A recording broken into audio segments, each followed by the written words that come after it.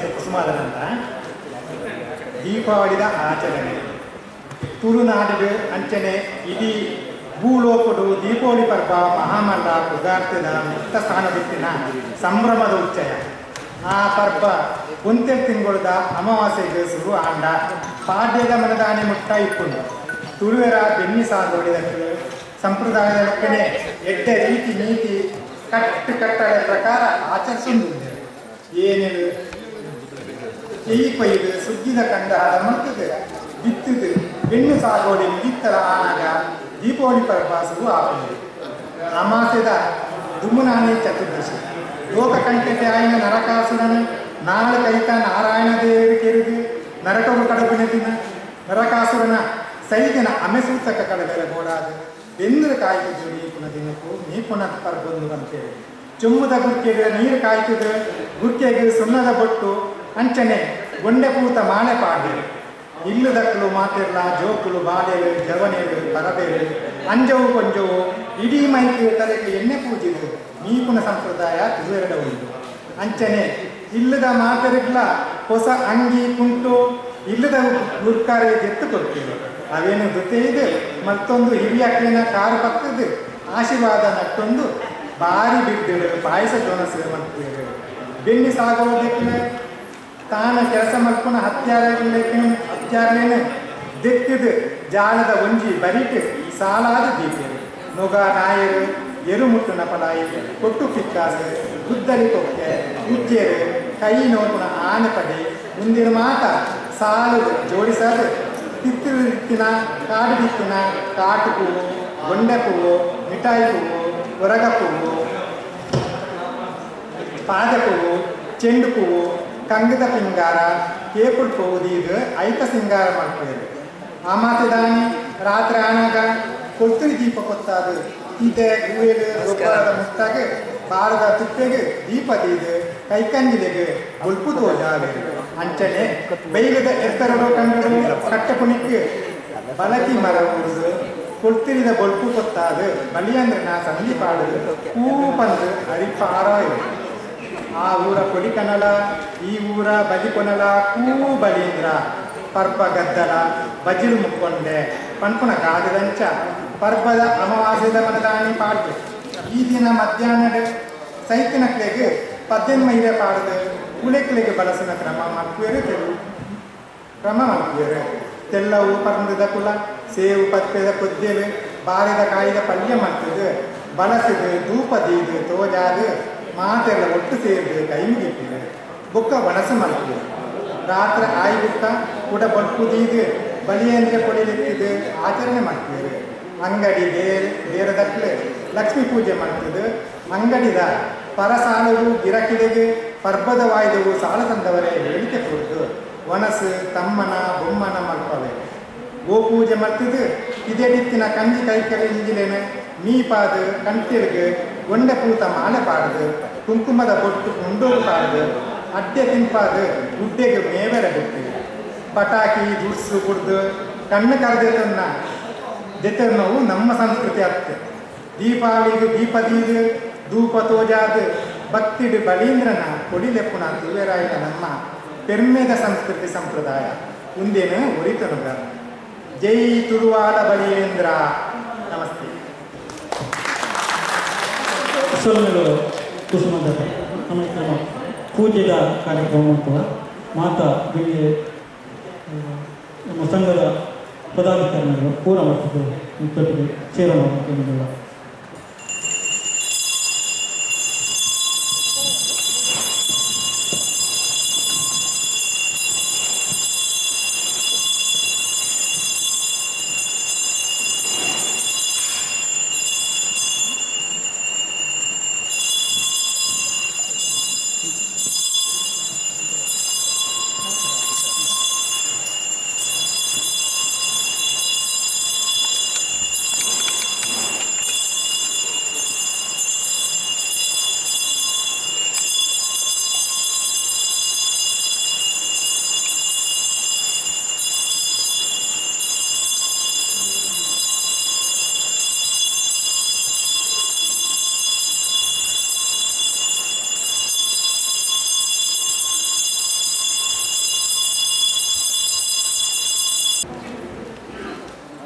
ನಮ್ಮ ಗೌಡ ಸಂಘದ ಸಮಾಜದ ಬಗ್ಗೆ ಬಹಳ ಚೆನ್ನಾಗಿ ಕ್ವಿಜ್ ಕಾರ್ಯಕ್ರಮವನ್ನು ನಡೆಸಿಕೊಟ್ಟ ಶ್ರೀ ಸತೀಶ್ ಅಕ್ಪಲರವರಿಗೆ ಬಹಳ ವಂದನೆಗಳು.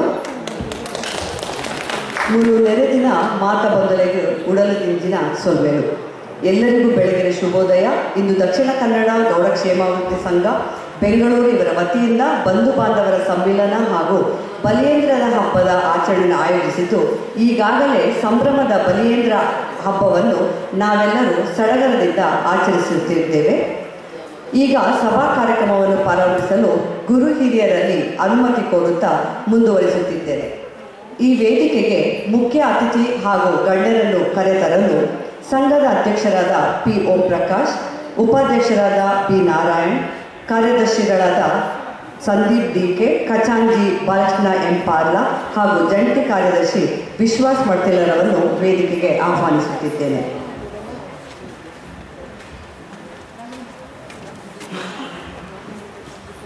ವಿಶೇಷ ಆಹ್ವಾನಿತರಾದ ಶ್ರೀ ಡಿ ವಿ ಶ್ರೀರಾಮ್ ಅವರು, ಶ್ರೀ ನಳಿನಾಕ್ಷಗೌಡ ಪೂಜಾರರವರು ಹಾಗೂ ಶ್ರೀ ಕೆ ತೇಜ್ಕುಮಾರ್ ಕೂಜುಗೌಡರವರು ಕೂಡ ವೇದಿಕೆಯನ್ನು ಅಲಂಕರಿಸಲು ವೇದಿಕೆಗೆ ಆಹ್ವಾನಿಸುತ್ತಿದ್ದೇನೆ.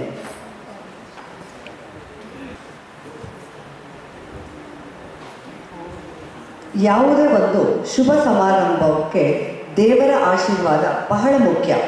ದೇವರನ್ನು ತಮ್ಮ ಭಕ್ತಿಪೂರ್ವಕ ಗೀತೆಯಿಂದ ಕರೆಯಲಿದ್ದಾರೆ ಶ್ರೀಮತಿ ಇಂದಿರಕ್ಕನವರು.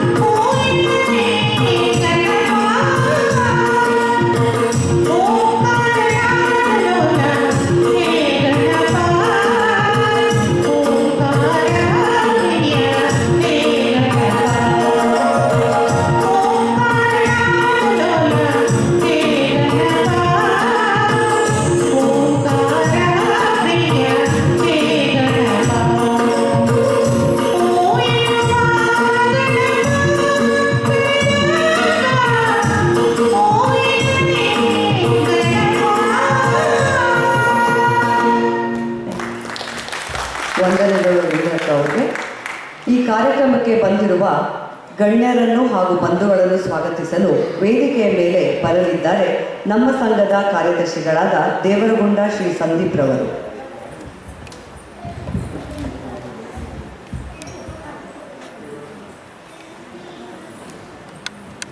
ಮಾಂತರೆಗಳ ಸೋಲ್ಮೇಲು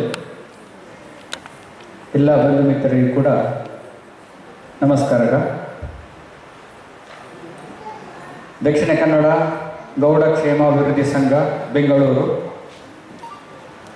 ಇದರ ಬಂಧು ಬಾಂಧವರ ಸಮ್ಮಿಲನ ದೀಪಾವಳಿ ಬಲೀಂದ್ರ ಹಬ್ಬದ ಈ ಒಂದು ಆಚರಣೆಯ ಪ್ರಯುಕ್ತ ನಾವೆಲ್ಲ ಇವತ್ತಿಲ್ಲಿ ಸೇರಿದ್ದೇವೆ.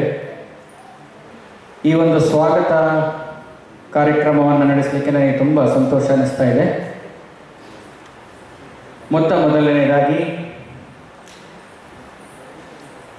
ಈ ಒಂದು ಸಭಾ ಕಾರ್ಯಕ್ರಮದ ಅಧ್ಯಕ್ಷತೆಯನ್ನು ವಹಿಸಿರತಕ್ಕಂಥ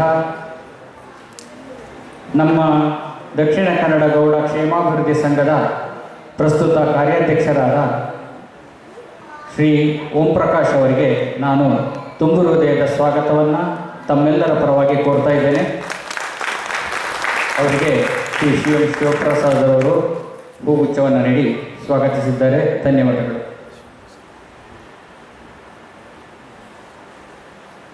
ಈ ಒಂದು ಶುಭ ಸಮಾರಂಭದ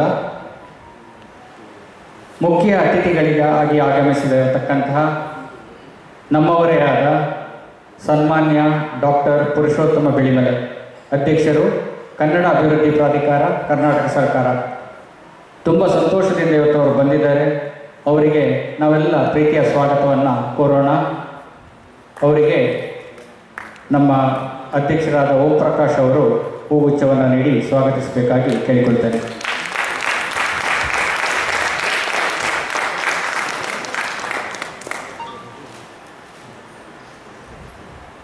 ನಮ್ಮ ಸಂಘದ ವಿಶೇಷ ಆಹ್ವಾನಿತರಾದ ಡಿ ವಿ ಶಿವರಾಮ್ ಅವರು ಇನ್ನು ನಮ್ಮನ್ನು ಜೊತೆಗೂಡಲಿಕ್ಕಿದ್ದಾರೆ. ಅವರಿಗೆ ನಾನು ಸ್ವಾಗತವನ್ನು ಕೋರ್ತೇನೆ. ಅದೇ ರೀತಿ ಇನ್ನೊಬ್ಬರು ವಿಶೇಷ ಆಹ್ವಾನಿತರು ಶ್ರೀ ನಳಿನಾಕ್ಷಗೌಡ ಬೋಜಾರ ನಮ್ಮೊಂದಿಗಿದ್ದಾರೆ. ಅವರಿಗೆ ಕೂಡ ಈ ಒಂದು ಸಮಾರಂಭಕ್ಕೆ ತುಂಬು ಹೃದಯದ ಸ್ವಾಗತ. ಅವರನ್ನು ಪ್ರವೀಣ್ ಎಣ್ಣೆಮಜಲವರು ಬಂದು ಅವರಿಗೆ ಹೂಗುಚ್ಛವನ್ನು ನೀಡಬೇಕಾಗಿ ಕೇಳಿಕೊಳ್ತೇನೆ.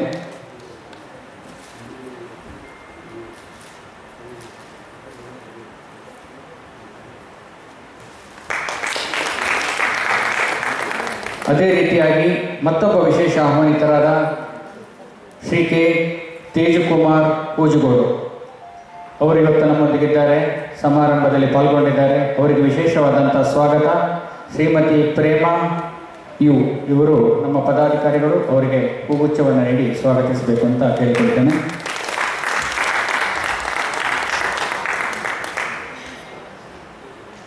ಈ ಒಂದು ಸಮಾರಂಭಕ್ಕೆ ಆಗಮಿಸಿರ್ತಕ್ಕಂಥ ನಮ್ಮ ಸಂಘದ ಪದಾಧಿಕಾರಿಗಳಾದ ಉಪಾಧ್ಯಕ್ಷರು ಶ್ರೀ ಬಿ ನಾರಾಯಣ ಅವರು, ಅವರಿಗೆ ಈ ಒಂದು ಕಾರ್ಯಕ್ರಮಕ್ಕೆ ವಿಶೇಷವಾದ ಸ್ವಾಗತ.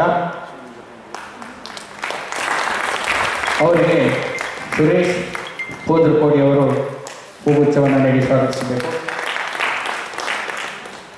ನಮ್ಮ ಸಂಘದ ಖಜಾಂಚಿಯಾದ ಬಾಲಕೃಷ್ಣನ್ ಪಾರ್ಲ ಅವರು ವೇದಿಕೆಯಲ್ಲಿದ್ದಾರೆ.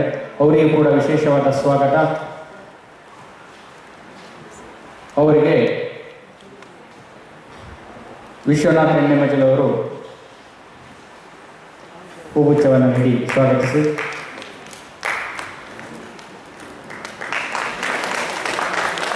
ಅದೇ ರೀತಿ ನಮ್ಮ ಸಂಘದ ಜಂಟಿ ಕಾರ್ಯದರ್ಶಿಯಾದ ವಿಶ್ವಾಸ್ ಮಡ್ತಿಲ್ ಅವರಿಗೆ ಸ್ವಾಗತ. ಅವರಿಗೆ ಸತೀಶ್ ಅಟ್ಪಲ್ ಅವರು ಬಂದು ಹೂಗುಚ್ಛವನ್ನು ನೀಡಿ ಸ್ವಾಗತಿಸಿ.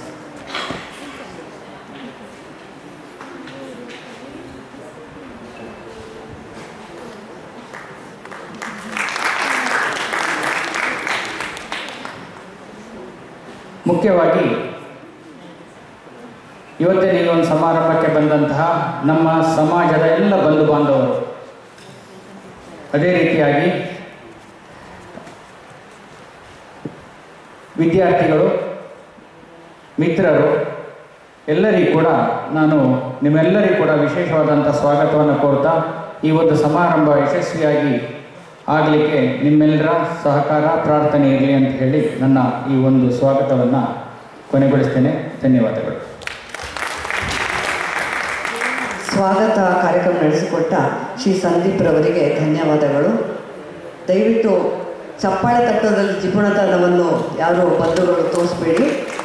ಈ ಕಾರ್ಯಕ್ರಮದ ಉದ್ದೇಶವನ್ನು ಕುರಿತು ಪ್ರಾಸ್ತಾವಿಕ ನುಡಿಯನ್ನು ಹೇಳಲಿದ್ದಾರೆ ಸಂಘದ ಉಪಾಧ್ಯಕ್ಷರಾಗಿರುವ ಶ್ರೀ ರಾಳಾರವರು.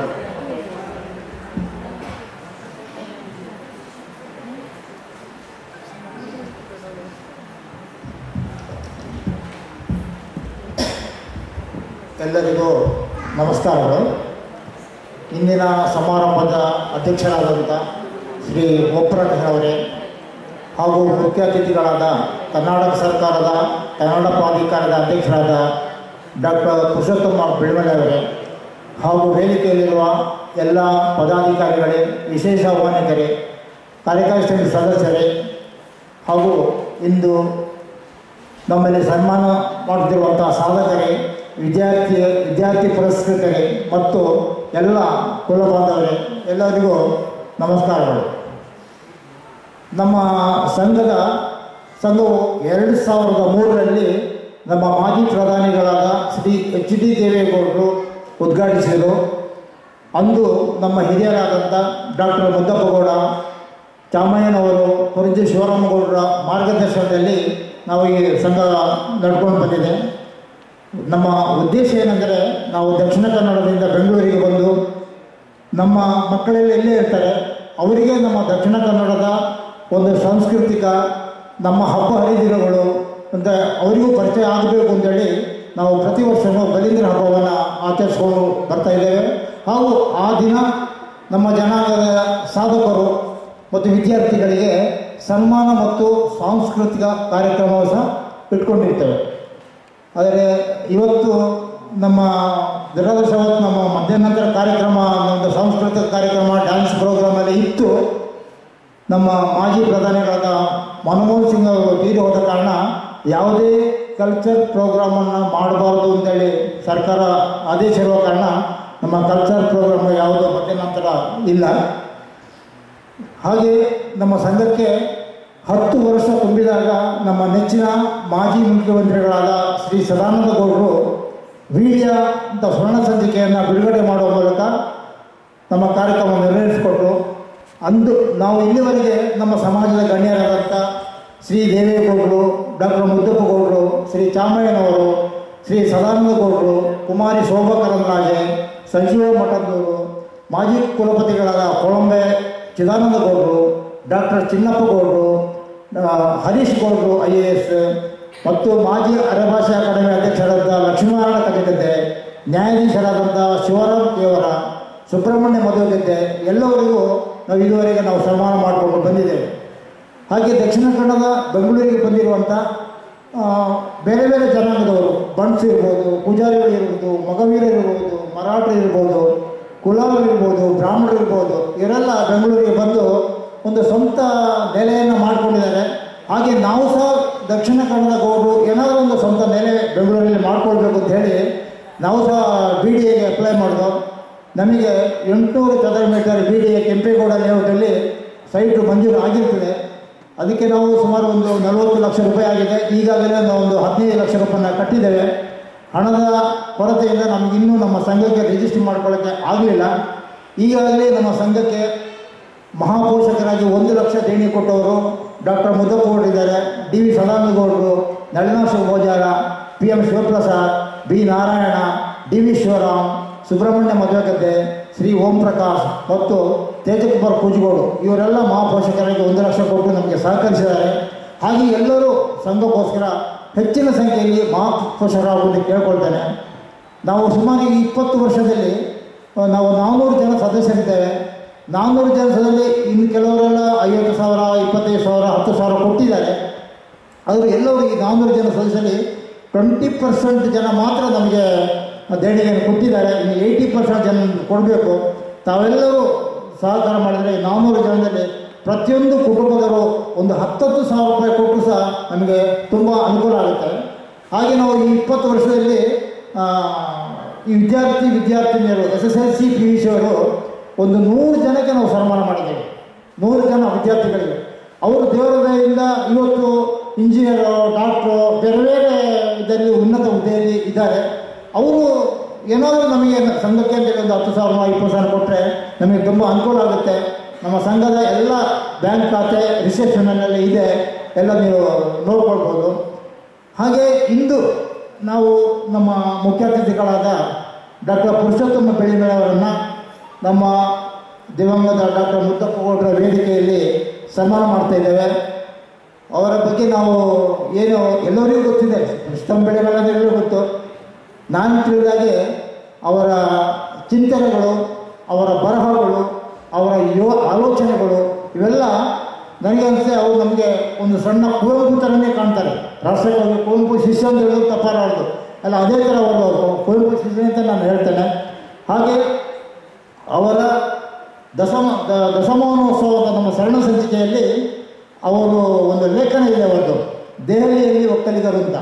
ಆ ಲೇಖನದಲ್ಲಿ ಅವರೆಲ್ಲರೂ ಚೆನ್ನಾಗಿ ವಿವರಣೆ ಮಾಡಿದ್ದಾರೆ. ಯಾಕಂದರೆ ಒಂದು ಸಂಘವನ್ನು ಕಟ್ಟಿ ಬೆಳೆಸಬೇಕು, ಕರ್ನಾಟಕ ಸಂಘದ ಇವತ್ತು ದೆಹಲಿಯಲ್ಲಿ ಇದೆ ಅಂದರೆ ಅದರ ಪ್ರಮುಖ ರೂವಾರಿಯವರು ಡಾಕ್ಟರ್ ಪುರುಷೋತ್ತಮ ಬೆಳ್ಳಿಮಳೆಯವರು. ಅವರಿಗೆ ಆ ಸಂಘ ಕಟ್ಟುವಾಗ ಎಷ್ಟೆಷ್ಟು ಕಷ್ಟ ಆಗಿದೆ, ಏನು ತೊಂದರೆಗಳಾಗಿದೆ, ಎಷ್ಟು ಮನೆ ಕೆಲಸವನ್ನು ಬಿಟ್ಟು ಆ ಸಂಘ ಕಟ್ಟಿದರೆ ಅವರಿಗೆ ಅದೆಲ್ಲ ಅವ್ರಿಗೆ ಗೊತ್ತಿದೆ. ಹಾಗೆ ಇವರೆಲ್ಲರ ಆಶೀರ್ವಾದದಿಂದ ನಾವು ಸಹ ಒಂದು ದಕ್ಷಿಣ ಕನ್ನಡ ಗೌಡದ ಒಂದು ಬಿಲ್ಡಿಂಗ್ ಮಾಡಿ ನಮ್ಮ ಸ್ವಂತಿಕೆಯನ್ನು ನಾವು ಇದು ಮಾಡುವ.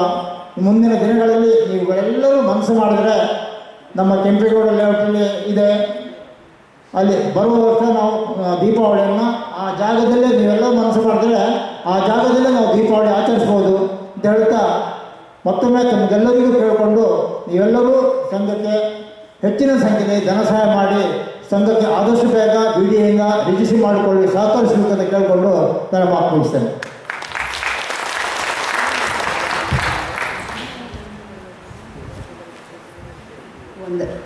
ವಂದನೆಗಳು ಸರ್.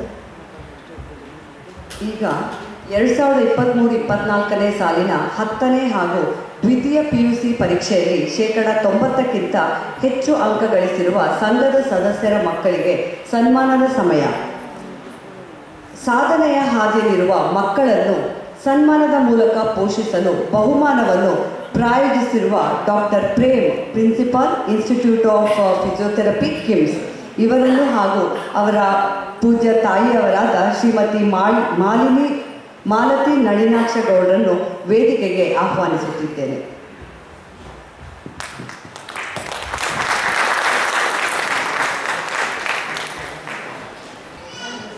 ಈಗ ಮೊದಲಿಗೆ SSLCಯಲ್ಲಿ 90% ಮೇಲೆ ತೆಗೆದಿರುವಂತಹ ಮೊದಲನೇದು ಸಂಭ್ರಮ್ ವಿನೋದ್, 91%. ನಂದೇ ಮಗ, ಅವನೀಗ ಸದ್ಯಕ್ಕೆ PUCನ ಎಕ್ಸ್ಪರ್ಟಲ್ಲಿ ಓದ್ತಾ ಇದ್ದಾನೆ, ನೀಟ್ ತೊಗೊಂಡಿದ್ದಾನೆ. ನಿಮ್ಮೆಲ್ಲರ ಆಶೀರ್ವಾದದೊಂದಿಗೆ ಅವನಿಗೆ ಸೀಟ್ ಸಿಕ್ಕಿದೆ, I am very happy. So ಅವನ ಪರವಾಗಿ ನಾನೇ ತಗೋತೀನಿ.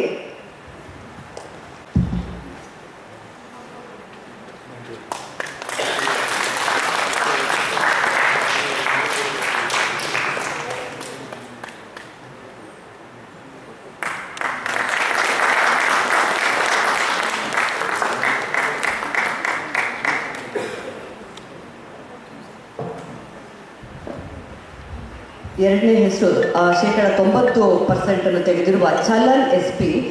ತಂದೆ ಹೆಸರು ಸಂದೀಪ್ ಪೂಂಬೋಡಿ, ತಾಯಿ ಮಂಜುಳಾ SP, ಪೂಂಬೋಡಿ ಮನೆ.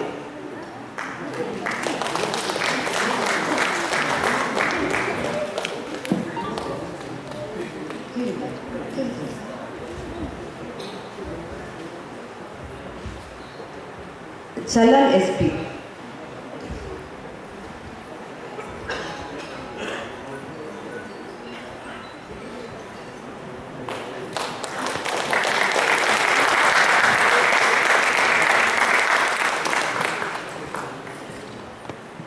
ಮುಂದೆ PUCಯಲ್ಲಿ ಹೆಚ್ಚು ಅಂಕ ಗಳಿಸಿರುವಂತಹ ಬಹುಶಃ ನಮ್ಮಲ್ಲಿ ಮೊದಲಿಗೆ IITಯಲ್ಲಿ ಸೇರುವಂತಹ ಒಬ್ಬ ಹುಡುಗನಿಗೆ ಬಹಳ ಖುಷಿ ಆಗ್ತಾಯಿದೆ. ನಮ್ಮ ಗೌಡ ಸಂಘದಲ್ಲಿ ಸಮಾಜದಲ್ಲಿರುವಂಥದ್ದು ಮಂಥನ್ J 96% ತೆಗೆದು PUCಯಲ್ಲಿ ತಂದೆ ಹೆಸರು ಜಯಪ್ರಸಾದ್ AR, ತಾಯಿ ಹೆಸರು ಹೇಮಲತಾ, ಅಂಬೇಕಲ್ಲು ಮನೆ.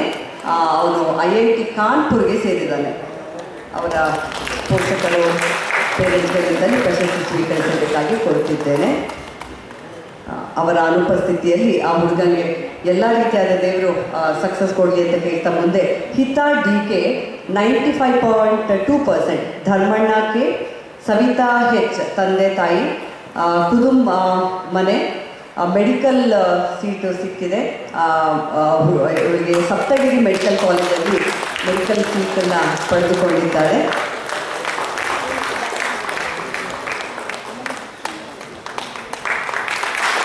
ಕಂಗ್ರ್ಯಾಚುಲೇಷನ್ಸ್ ಅಂತ.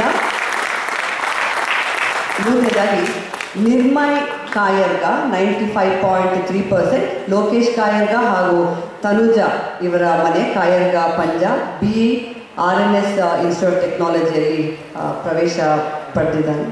ಅವರ ಅನುಪಸ್ಥಿತಿಯಲ್ಲಿ ಆಲ್ ದ ಬೆಸ್ಟ್ ಹೇಳ್ತಾ ಮುಂದೆ ಪ್ರೇಕ್ಷಾ 95%, ತಂದೆ K ವಿಶ್ವನಾಥ್, ಮನೆ ಕಟ್ಟೆ ಮನೆ, ವಿಶ್ವನಾಥ್ ಕವಿತಾ ತಂದೆ ತಾಯಿ, ಕೆಮ್ಮಾಟಿ ಮನೆ, BE ಕಂಪ್ಯೂಟರ್ ಸೈನ್ಸ್ AMC ಕಾಲೇಜಲ್ಲಿ ಪ್ರವೇಶವನ್ನು ಪಡೆದಿರ್ತಾರೆ.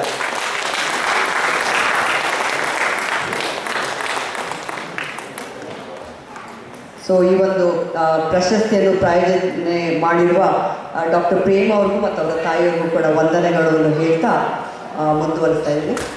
ಈಗ ಮುಂದಿನ ಕಾರ್ಯಕ್ರಮ ಸಾಧಕರಿಗೆ ಸನ್ಮಾನ.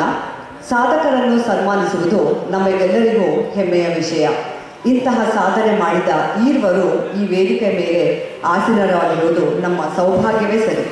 ನಮ್ಮ ಸಂಘದ ವತಿಯಿಂದ ಗೌರವಪೂರ್ವಕವಾಗಿ ಮಾಡುತ್ತಿರುವ ಸನ್ಮಾನವನ್ನು ಸ್ವೀಕರಿಸಲು ಸನ್ಮಾನ ಪೀಠವನ್ನು ಅಲಂಕರಿಸಬೇಕೆಂದು ಶ್ರೀ MB ಜಯರಾಮ್ ಅವರನ್ನು ಆಹ್ವಾನಿಸುತ್ತಿದ್ದೇನೆ ವೇದಿಕೆಗೆ.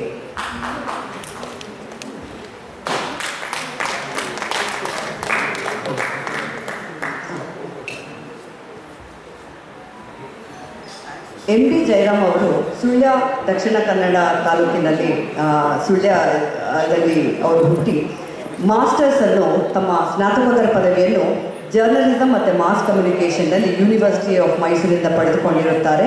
ಅವರು ಡೆಕ್ಕನ್ ಹೆರಾಲ್ಡಲ್ಲಿ ರಿಪೋರ್ಟರ್ ಆಗಿ ಕೆಲಸವನ್ನು ಪ್ರಾರಂಭ ಮಾಡಿ ನಂತರದಲ್ಲಿ ಲಯಸನ್ ಆಫೀಸರ್ ಆಗಿ ಜಿಂದಾಲ್ ಗ್ರೂಪ್ ಆಫ್ ಇಂಡಸ್ಟ್ರೀಸಲ್ಲಿ ಕೆಲಸವನ್ನು ಪ್ರಾರಂಭ ಮಾಡಿರುತ್ತಾರೆ.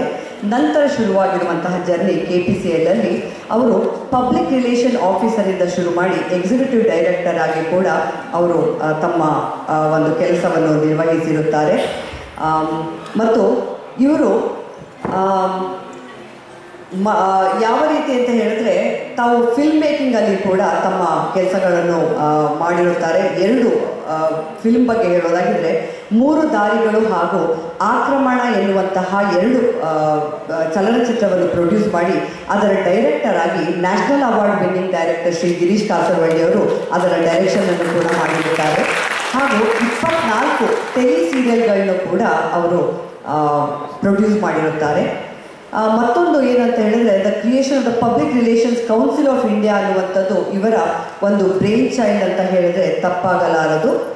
ಈಗ ಸದ್ಯದಲ್ಲಿ ಅವರು NTPC ಲಿಮಿಟೆಡ್ ಗೌರ್ಮೆಂಟ್ ಆಫ್ ಇಂಡಿಯಾದು ಅಲ್ಲಿ ಕಮ್ಯುನಿಕೇಷನ್ ಅಡ್ವೈಸರ್ ಆಗಿ ಕಾರ್ಯವನ್ನು ನಿರ್ವಹಿಸುತ್ತಿದ್ದಾರೆ.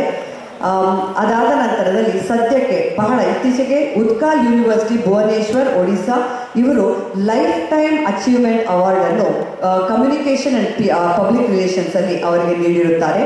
ಅವರ ಬಗ್ಗೆ ಆ್ಯಕ್ಚುಲಿ ಇನ್ನೂ ಬಹಳಷ್ಟು ಇದನ್ನು ಹೇಳ್ತಾ ಹೋದರೆ ಮೋಸ್ಟ್ಲಿ ಗಂಟೆಗಳು ಸಾಕಾಗೋದಿಲ್ಲ. ಇವರಿಗೆ ಸನ್ಮಾನವನ್ನು ಮಾಡಲು ನಮ್ಮ ವೇದಿಕೆ ಮೇಲಿರುವ ಗಣ್ಯರು ಹಾಗೂ ಮುಖ್ಯ ಅತಿಥಿಗಳನ್ನು ಕೇಳಿಕೊಳ್ಳುತ್ತಿದ್ದೇನೆ.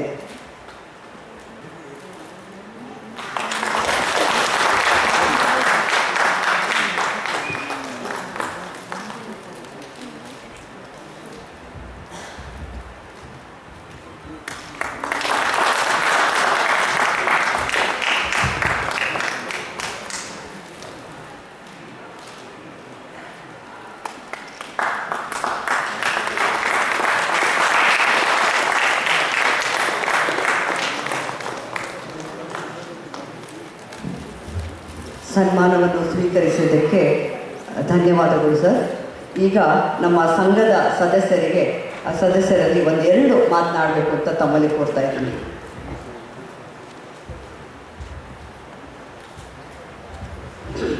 ಎಲ್ಲ ಆತ್ಮೀಯ ಬಂಧುಗಳಿಗೆ ನಮಸ್ಕಾರ. ಭಾಳ ಸಂತೋಷ ಆಗ್ತದೆ. ತುಂಬ ಸಮಯದ ನಂತರ ನಮ್ಮ ಅಸೋಸಿಯೇಷನ್ಗೆ ಬಂದಿದ್ದೇನೆ. ಕಾರಣಾಂತರಗಳಿಂದ ಎಲ್ಲ ಕಾರ್ಯಕ್ರಮಗಳಲ್ಲಿ ಭಾಗವಹಿಸೋಕ್ಕೆ ನನಗೆ ಆಗ್ತಾ ಇರಲಿಲ್ಲ. ಹಿಂದಿನ ದಿನಗಳನ್ನು ನೆನಪಿಸ್ಕೊಂಡಾಗ ನಾನಾಗ ಬೌರಿಂಗ್ ಕ್ಲಬ್ ಮೆಂಬರ್ ಆಗಿದ್ದೆ. ಆ ದಿವಸದಲ್ಲಿ ಡಾಕ್ಟರ್ ದಿವಂಗತ ಪಡ್ಡಬೈಲಿ ಮುದ್ದಪ್ಪ ಗೌಡರು, ನಾನು, ಆಮೇಲೆ KR ಚಾಮಯ್ಯನವರು, ನಾವೆಲ್ಲ ಸೇರಿ ಈ ಸಂಘವನ್ನು ಮಾಡಬೇಕು ಅಂತ ನಿಶ್ಚಯಿಸಿದ್ದು. ಅಂದರೆ 2002-03 ಇರಬೇಕು ಅಂತ ಕಾಣುತ್ತೆ. ಅದರ ನಂತರ ಇದು ದೊಡ್ಡದಾಗಿ ಬೆಳೀತಾ ಹೋಯಿತು. ನಂತರ ಈಗ ಇಲ್ಲಿ ಬಂದಿರೋ ಜನಗಳೇ ಸಾಕ್ಷಿ. ಅದು ತುಂಬ ಸಂತೋಷ ಆಯಿತು. ಅದೇ ರೀತಿ ಆ ಒಂದು ಸಂಘಟನೆ ಇವತ್ತು ಬಂದು ನನ್ನನ್ನು ಸನ್ಮಾನಿಸಿದ್ದಕ್ಕೆ ತಮಗೆಲ್ಲರಿಗೂ ನಾನು ಆಭಾರಿಯಾಗಿದ್ದೇನೆ. ಬಹಳ ಸಂತೋಷ. ನಮ್ಮವರೆಲ್ಲ ಒಂದಾಗಬೇಕು, ಸಂಘಟಿತವಾಗಬೇಕು. ಆದರೆ ಕಾರಣಾಂತರವಾಗಿ ಯಾರು ಕೆಲವು ಟೈಮ್ನಲ್ಲಿ ಬರೋಕ್ಕಾಗಲ್ಲ. ಈಗಿನ ಒಂದು ಸ್ಥಿತಿಯಲ್ಲಿ ಒಂದು ಕಡೆಯಿಂದ ಒಂದು ಕಡೆಗೆ ಹೋಗೋದಕ್ಕೆ ಬಹಳಷ್ಟು ಕಷ್ಟ ಆಗ್ತದೆ. ಆದರೂ ಕೂಡ ಸಂಡೇ ಈ ಒಂದು ಬ್ಯುಸಿ ಶೆಡ್ಯೂಲ್ನಲ್ಲಿ ಇಲ್ಲಿ ತಾವೆಲ್ಲ ಬಂದಿದ್ದೀರಾ, ಅದಕ್ಕೆ ತಮಗೆಲ್ಲರಿಗೂ ನಾನು ಆಭಾರಿಯಾಗಿದ್ದೇನೆ. ಸಂಘದ ಎಲ್ಲ ಪದಾಧಿಕಾರಿಗಳ ಪರವಾಗಿ ನಾನು ನಿಮಗೆ ಅಭಿನಂದನೆಗಳನ್ನು ಸಲ್ಲಿಸ್ತಾ ಇದ್ದೀನಿ. ಯಾಕೆ ಬರಬೇಕು ಅಂದರೆ ಈಗಿನ ಕಾಲದಲ್ಲಿ ಮದುವೆಗಳು ಮತ್ತು ಇಂಥ ಸಮಾರಂಭಗಳಲ್ಲೇ ಮಾತ್ರ ನಾವು ನೋಡ್ಬೋದು ಒಬ್ಬರನ್ನು, ಅಲ್ಲದಿದ್ದರೆ ಭಾಳ ಕಷ್ಟ. ಎಲ್ಲರೂ ಬ್ಯುಸಿಯಾಗಿರ್ತಾರೆ. ಬರೋ community is also A problem for us. ಒಂದು ಕಡೆಯಿಂದ ಒಂದು ಕಡೆಗೆ ಹೋಗ್ಬೇಕಾದ್ರೆ ನಾನು JP ನಗರದಲ್ಲಿದ್ದೇನೆ. ಅಲ್ಲಿಂದ ಜಯನಗರಕ್ಕೆ ಬರಬೇಕಾದ್ರೆ ಈಗ ಒಂದು ಅರ್ಧ ಗಂಟೆ ಹಿಡಿಯುತ್ತದೆ ಕಾರ್ನಲ್ಲಿ ಬಂದರೆ. ಇಷ್ಟೆಲ್ಲ ತೊಂದರೆಗಳನ್ನು ಇಟ್ಟುಕೊಂಡು ಕೂಡ ನಾವು ಇಲ್ಲಿ ಬದುಕ್ತಿದ್ದೇವೆ ಈ ಮಹಾನಗರದಲ್ಲಿ. ಅದೇ ಒಂದು ದೊಡ್ಡ ಸಾಹಸ. ಆದರೆ ಒಬ್ಬರನ್ನೊಬ್ಬರು ನೋಡಿಕೊಳ್ಬೇಕು, ಅರಿತುಕೊಳ್ಬೇಕು. ಇಲ್ಲಿ ಅನೇಕ ಪ್ರತಿಭಾವಂತರು ಬಂದಿದ್ದಾರೆ. ಅನೇಕ ವ್ಯಕ್ತಿಗಳು IAS ಆಗಿ, ನಮ್ಮ ಇವರನ್ನು ಹೇಳದಿದ್ದರೆ ಸೆಕ್ರೆಟರಿ ಆಗಿ ನಮಗೆ ತುಂಬ ಹೆಸರು ಕೂಡ ತಂದಿದ್ದಾರೆ. ನನಗೆ ಇನ್ನೊಂದು ವಿಷಯ ಅವರು ಮಾತಾಡೋದು ಹೇಳಿದರು. ನಾನು SM ಕೃಷ್ಣ ಅವರಿಗೆ ಕಮ್ಯುನಿಕೇಷನ್ ಅಡ್ವೈಸರ್ ಆಗಿ ಕೂಡ 3.5 ವರ್ಷ ಕೆಲಸ ಮಾಡಿದ್ದೆ. ಆಗ ಬಂದಂಥ ಕೆಲವೊಂದು ಕಷ್ಟವಾದ ಸಂಗತಿಗಳನ್ನು ಇಲ್ಲಿ ಹೇಳ ಬಯಸ್ತಾ ಇದ್ದೇನೆ. ಒಂದು ವೀರಪ್ಪನ ಕೇಸ್, ಇನ್ನೊಂದು ಕಾವೇರಿ ಡಿಸ್ಪ್ಯೂಟ್. ಆಗಿನ ಕಾಲದಲ್ಲಿ ಅದರಲ್ಲಿ ಬಹುಶಃ SM ಕೃಷ್ಣ ಅವರು ಸೋಲೋದಕ್ಕೆ ಅದೇ ಒಂದು ಕಾರಣ ಆಗಿತ್ತು. ಯಾವುದಂದರೆ ವಾಟರ್ ಪ್ರಾಬ್ಲಮ್. ಆ ಟೈಮ್ನಲ್ಲಿ ನೀರು ಇರಲಿಲ್ಲ. ಅದರ ಬಗ್ಗೆ ಹೆಚ್ಚು ಮಾತಾಡೋಕ್ಕೆ ಬಯಸೋದಿಲ್ಲ. ಆದರೆ ಎಷ್ಟು ಕಷ್ಟ ಆಯಿತು ಎಂಬುದು ಅವ್ರಿಗೆ ಮಾತ್ರ ಗೊತ್ತು. ನಾವೆಲ್ಲ 24/7 ವರ್ಕ್ ಮಾಡಿದ್ದೀವಿ. ಆದರೂ ನಮಗೆ ಫಲ ಸಿಕ್ಕಲಿಲ್ಲ. ಯಾಕೆಂತಂದರೆ ಪೊಲಿಟಿಕಲ್ ಇಂಟರ್ವೆನ್ಷನ್. ಅಂದರೆ ಆವಾಗ ಇಲ್ಲಿ ಕಾಂಗ್ರೆಸ್ ಗೌರ್ಮೆಂಟ್ ಇತ್ತು, ಅಲ್ಲಿ BJP ಇತ್ತು. ಅದರಿಂದಾಗಿ ಹೆಚ್ಚು ನಮಗೆ ಸಹಾಯವೂ ಸಿಗಲಿಲ್ಲ. ನಮಗೆ ಎಷ್ಟು ಕಷ್ಟ ಇತ್ತು ಅಂದರೆ ಸತ್ಯವನ್ನು ಮರೆಮಾಚುವಂಥ ಸಂಗತಿಗಳು ಅಷ್ಟು ನಡೆದಿತ್ತು. ಹಾಗೆ ವೀರಪ್ಪನ ಕೇಸ್, ಅದರಲ್ಲಿ ಕೂಡ ಭಾಳಷ್ಟು ಕಷ್ಟವನ್ನು ಅನುಭವಿಸಬೇಕು. ಇದು ಪೊಲಿಟಿಕಲ್ ಇದರಲ್ಲಿ ಹಾಗೆ ನಡೆಯುತ್ತದೆ. ಇದು ಒಂದು. ಆನಂತರ ಕೆಲವೊಂದು ವಿಚಾರಗಳಲ್ಲಿ ಮಳೆ ಇಲ್ಲ, ಎಲ್ಲದರಲ್ಲಿ ಕಷ್ಟ ಅನುಭವಿಸಿದ್ದೀವಿ. 2004ಇಂದ 2005 ಆವಾಗ ನಾನು ಕಮ್ಯುನಿಕೇಷನ್ ಅಡ್ವೈಸರ್ ಆಗಿದ್ದೆ. ಅವರಿಗೆ ಹಳ್ಳಿಗಳಿಗೆ ಹೋಗಿ ಬಂದು ಪ್ರೆಡಿಕ್ಟ್ ಮಾಡಿದ್ದೆ ಒಂದು ಸರಿ. ಸರ್, ನಾವು ಈ ಸರಿ ನೆಕ್ಸ್ಟ್ ಇದರ ಎಲೆಕ್ಷನ್ನಲ್ಲಿ ಬರುವುದಿಲ್ಲ, ನಮಗೆ 70-75 ಸೀಟ್ಗಳು ಮಾತ್ರ ಬರ್ಬೋದು ಅಂತ. ಆದರೆ ಪೊಲೀಸ್ ಇಂಟೆಲಿಜೆನ್ಸ್ ಏನು ಹೇಳ್ತದೆ ಅಂತ ಹೇಳಿತ್ತಂದರೆ ಆ ಟೈಮ್ನಲ್ಲಿ ಇಲ್ಲ ಸರ್ 124 ಸೀಟ್ಸ್ ಬರುತ್ತೆ ಅಂತ. ಬಟ್ ನಾನು ವಿಲೇಜ್ ಎಲ್ಲ ಹೋಗಿ ಅವರ ಪಲ್ಸ್ ನಾಡಿ ಮಿಡಿತನ್ನು ಅಳ್ಕೊಂಡು ನಾನು ಹೇಳಿದ್ದೆ ಹೊರತು ನಾವೇನು ಒಂದು ಸ್ಟಡಿ ಮಾಡಿರಲಿಲ್ಲ. ನಮ್ಮ ಜನರನ್ನು ಮೀಟ್ ಮಾಡಿ, ಅಂದರೆ ಕಮ್ಯುನಿಕೇಷನ್ ಎಷ್ಟು ಇಂಪಾರ್ಟೆಂಟ್ ಆಗುತ್ತೆ ಅಂತ ಹೇಳೋದಕ್ಕೆ ಇದೊಂದು ಅನುಭವ ಆಯಿತು. ಆಮೇಲೆ SM ಕೃಷ್ಣ ಅವರು ನನ್ನದು ಇತ್ತೀಚೆಗೆ ಒಂದು ರೇಡಿಯೋ ಬಂತು. ಅವರು ಸತ್ತದಿಂದನೇ ನನ್ನನ್ನು ಕರೆದು ಈ ಬಗ್ಗೆ ಮಾತಾಡಿದ್ರು. ಆವಾಗ SM ಕೃಷ್ಣ ಅವರು ಹೇಳಿದ್ರು, ನಿಮ್ಗೆ ಹೇಗೆ ಹೇಳಿದ್ದೆ ಮಗ? ಅವ್ರು ಹೇಳಿದ್ರು, ಸರ್ ಎಲೆಕ್ಷನ್ ಡಿಸಾಲ್ವ್ ಮಾಡಬೇಡಿ, ಮಾಡಿದರೆ ಅದರ 4.5 ಇಯರ್ಸ್ನಲ್ಲಿ ರಿಸಾಲ್ವ್ ಮಾಡಬೇಕಾಗಿ ಬಂತು ಗೌರ್ಮೆಂಟ್. ಆವಾಗ ಆಗಿನ ಕಾಲದಲ್ಲಿ ಕಾಂಗ್ರೆಸ್ ಗೌರ್ಮೆಂಟು MP ಸೀಟ್ಗೆ ಎಲೆಕ್ಷನ್ ಇತ್ತು. ಎಲೆಕ್ಷನ್ ಇದ್ದಾಗ ಬರೀ MP ಸೀಟಿಗಾದರೆ ಜನರೆಲ್ಲ ಓಟಿಗೆ ಬರೋದಿಲ್ಲ, ಅದಕ್ಕಾಗಿ ನೀವು MLA ಸೀಟ್ಗಳನ್ನು ಡಿಸಾಲ್ವ್ ಮಾಡಿ ಅಂತ ಹೇಳೋದಕ್ಕೆ forcibly happen to dissolve the government. ಆ ಟೈಮ್ನಲ್ಲಿ ಬಹುಶಃ ಇವರಿಗೆ ಗೊತ್ತಿದೆ. ಆಗ ಈ ಥರ ಆಯಿತು. ಆಮೇಲೆ ಅದು ಇತಿಹಾಸ ಆಯಿತು, ಅವರಿಗೆ ಮೆಜಾರಿಟಿ ಬರಲಿಲ್ಲ. ನಂತರ ಜನತಾ ದಳದೊಟ್ಟಿಗೆ ಸೇರ್ಕೊಂಡು ಮಾಡಿದರು. ಆಮೇಲೆ ಏನೇನೋ ಆಯಿತು. ಪೊಲಿಟಿಕಲ್ ಹೋಗೋದು ಬೇಡ. ಆದರೆ ಕಮ್ಯುನಿಕೇಷನ್ ಸರಿಯಾಗಿ ಇಲ್ಲದಿದ್ದರೆ ಎಷ್ಟೊಂದು ಕಷ್ಟಗಳನ್ನು ಅನುಭವಿಸಿದೆ ಅಂತ ನಾವು ಯಾವುದೇ ವೃತ್ತಿಯಲ್ಲಿ ಇರಲಿ ಗೊತ್ತಾಗುತ್ತೆ. ನೀವು ಮನೆಯಿಂದ ಹೊರಡುವಾಗಲೇ ನಿಮ್ಮ ಮನೆಯಲ್ಲಿ ಮಾತಾಡೋ ಒಂದು ರೀತಿಯಲ್ಲಿ ನಿಮಗೆ ನಿಮ್ಮ ಮನೆಯವರು ಸ್ಪಂದಿಸ್ತಾರೆ. ಅಕ್ಕ ಆಗಲಿ, ಅಮ್ಮ ಆಗಲಿ, ಅಪ್ಪ ಆಗಲಿ, ಯಾರಾಗಲಿ. ಸರಿ, ನಾನು ಕೆಲಸಕ್ಕೆ ಹೊರಡ್ತೇನೆ ಅಂತಂದರೆ ಕಾಫಿ ಬೇಕಾಗುತ್ತೆ. ಕಾಫಿ ಬೇಕಾದರೆ ನನ್ನ ತಂಗಿಯ ಅಥವಾ ಅಮ್ಮನ ಹತ್ರ ನ್ಯಾಯವಾಗಿ ಮಾತಾಡಿದರೆ ನನಗೆ ಕಾಫಿ ಸಿಗ್ತದೆ. ಕಾಫಿ ಕೊಡೋದೆಲ್ಲ ಬೇಕಾದ್ರೆ ಮಾಡ್ಕೊಂಡು ಹೋಗುತ್ತೆ. ಹಾಗೆ ನಮಗೆ ಕಮ್ಯುನಿಕೇಷನ್ ಎಷ್ಟು ಉತ್ತಮ ಆಗ್ತದೆ. ನಮ್ಮ ಮನೆಯಿಂದ ಹೊರಟು ಆಫೀಸಿಂದ ವಾಪಸ್ ಬರೋರಿಗೆ ಕಮ್ಯುನಿಕೇಷನ್ ಇಸ್ ವೆರಿ ಇಂಪಾರ್ಟೆಂಟ್. ಯಾರಿಗೆ ಮಾತಾಡಲಿಕ್ಕೆ ಬರ್ತಿಲ್ಲ ಅವ್ರಿಗೆ ಯಾವತ್ತೂ ಜಯಿಸ್ತಾರೆ. ಇದು ನಮ್ಮಲ್ಲಿ ಸ್ವಲ್ಪ ಕಡಿಮೆ ಇದೆ. ಅದನ್ನು ನಾವು ಕಲ್ತ್ಕೊಳ್ಬೇಕು. ಪರ್ಟಿಕ್ಯುಲರ್ಲಿ ಹೇಳಿದರೆ ನಮ್ಮ ದಕ್ಷಿಣ ಕನ್ನಡದ ಒಂದು ಅಟ್ಮಾಸ್ಫಿಯರ್ ಹೇಗಿದ್ದರೆ ಎಲ್ಲರೂ ಬುದ್ಧಿವಂತರು ಅಂತ ತಿಳ್ಕೊಳ್ತಾ ಇದ್ದಾರೆ. ಹೌದು, ಎಲ್ಲರೂ ಬುದ್ಧಿವಂತರು. ಆದರೆ ಎಲ್ಲಿ ಏನು ಮಾಡಬೇಕು ಅಂತ ಹೇಳೋದನ್ನು ಗೊತ್ತಿಲ್ಲ. ಅದಕ್ಕಾಗಿ ನಾವು ಎಷ್ಟು ಕಷ್ಟ ಬಂದರೂ, ನಾನು ನೋಡ್ತಾ ಇದ್ದೀನಿ ನಮ್ಮೆಲ್ಲ ಪದಾಧಿಕಾರಿಗಳು ಕಷ್ಟ ಬಂದು ಕೆಲಸ ಮಾಡ್ತಾರೆ. ಆದರೆ ಜನ ಕೂಡಿಸೋಕ್ಕೆ ಆಗೋದಿಲ್ಲ. How to conduct a program is also matters. ಅದನ್ನು ನಾವು ಕಲಿಸ್ಕೊಳ್ಬೇಕು. ನಾವು ಯಾಕೋ ಸ್ವಲ್ಪ ಹಿಂದಕ್ಕೆ ಬಿದ್ದಿದ್ದೇವೆ ಅಂತಂದರೆ ನಾವು ಅಷ್ಟು ಇಂಟ್ರೆಸ್ಟ್ ತಗೊಳ್ತಾ ಇಲ್ಲ. ಅವ್ರಿಗೆ ಎಷ್ಟು ಕಷ್ಟ ಇದೆ ಅಂತ ನನಗೆ ಗೊತ್ತಾದರೆ ನಾನೇ ಅವರಿಗೆ ಹೆಲ್ಪ್ ಮಾಡೋಕ್ಕಾಗಲ್ಲ. ಕೆಲವೊಂದು ಸಂದರ್ಭಗಳು ನಾನು ಸುತ್ತ ಇರ್ತೇನೆ, ಇವ್ರಿಗೆ ಯಾವುದೋ ಫಂಕ್ಷನ್ ಬರ್ತದೆ, ಅವ್ರಿಗೆ ಮಾತಾಡಿ ಒಂದು ಒಳ್ಳೆ ಇದು ಹೇಳೋದು ಬರೋಕ್ಕಾಗಿಲ್ಲ. ಇದು ಇಂಥದ್ದು ಎಲ್ಲರಿಗೂ ಆಗಿರ್ಬೋದು. ಹಾಗೆ ನನ್ನ ಒಂದು ಕಳಕಳಿಯ ವಿನಂತಿ ಎಲ್ಲರ ಅಂದರೆ ಆದಷ್ಟು ಸಹಾಯ ಮಾಡಬೇಕು. ಮುಜಫರ್ನಗರದಾಗ ಹೇಳ್ತಾ ಇದ್ದೆ, ಎಜುಕೇಷನ್ಗಳಲ್ಲಿ ನಾವು ತುಂಬ ಕೆಲಸ ಮಾಡಬೇಕು. ಅವರು ಸ್ವಲ್ಪ ಈ ಜಾಗದ ಬಗ್ಗೆ ಅವರು ಸ್ವಲ್ಪ ರಿಸರ್ವೇಷನ್ ಇತ್ತು.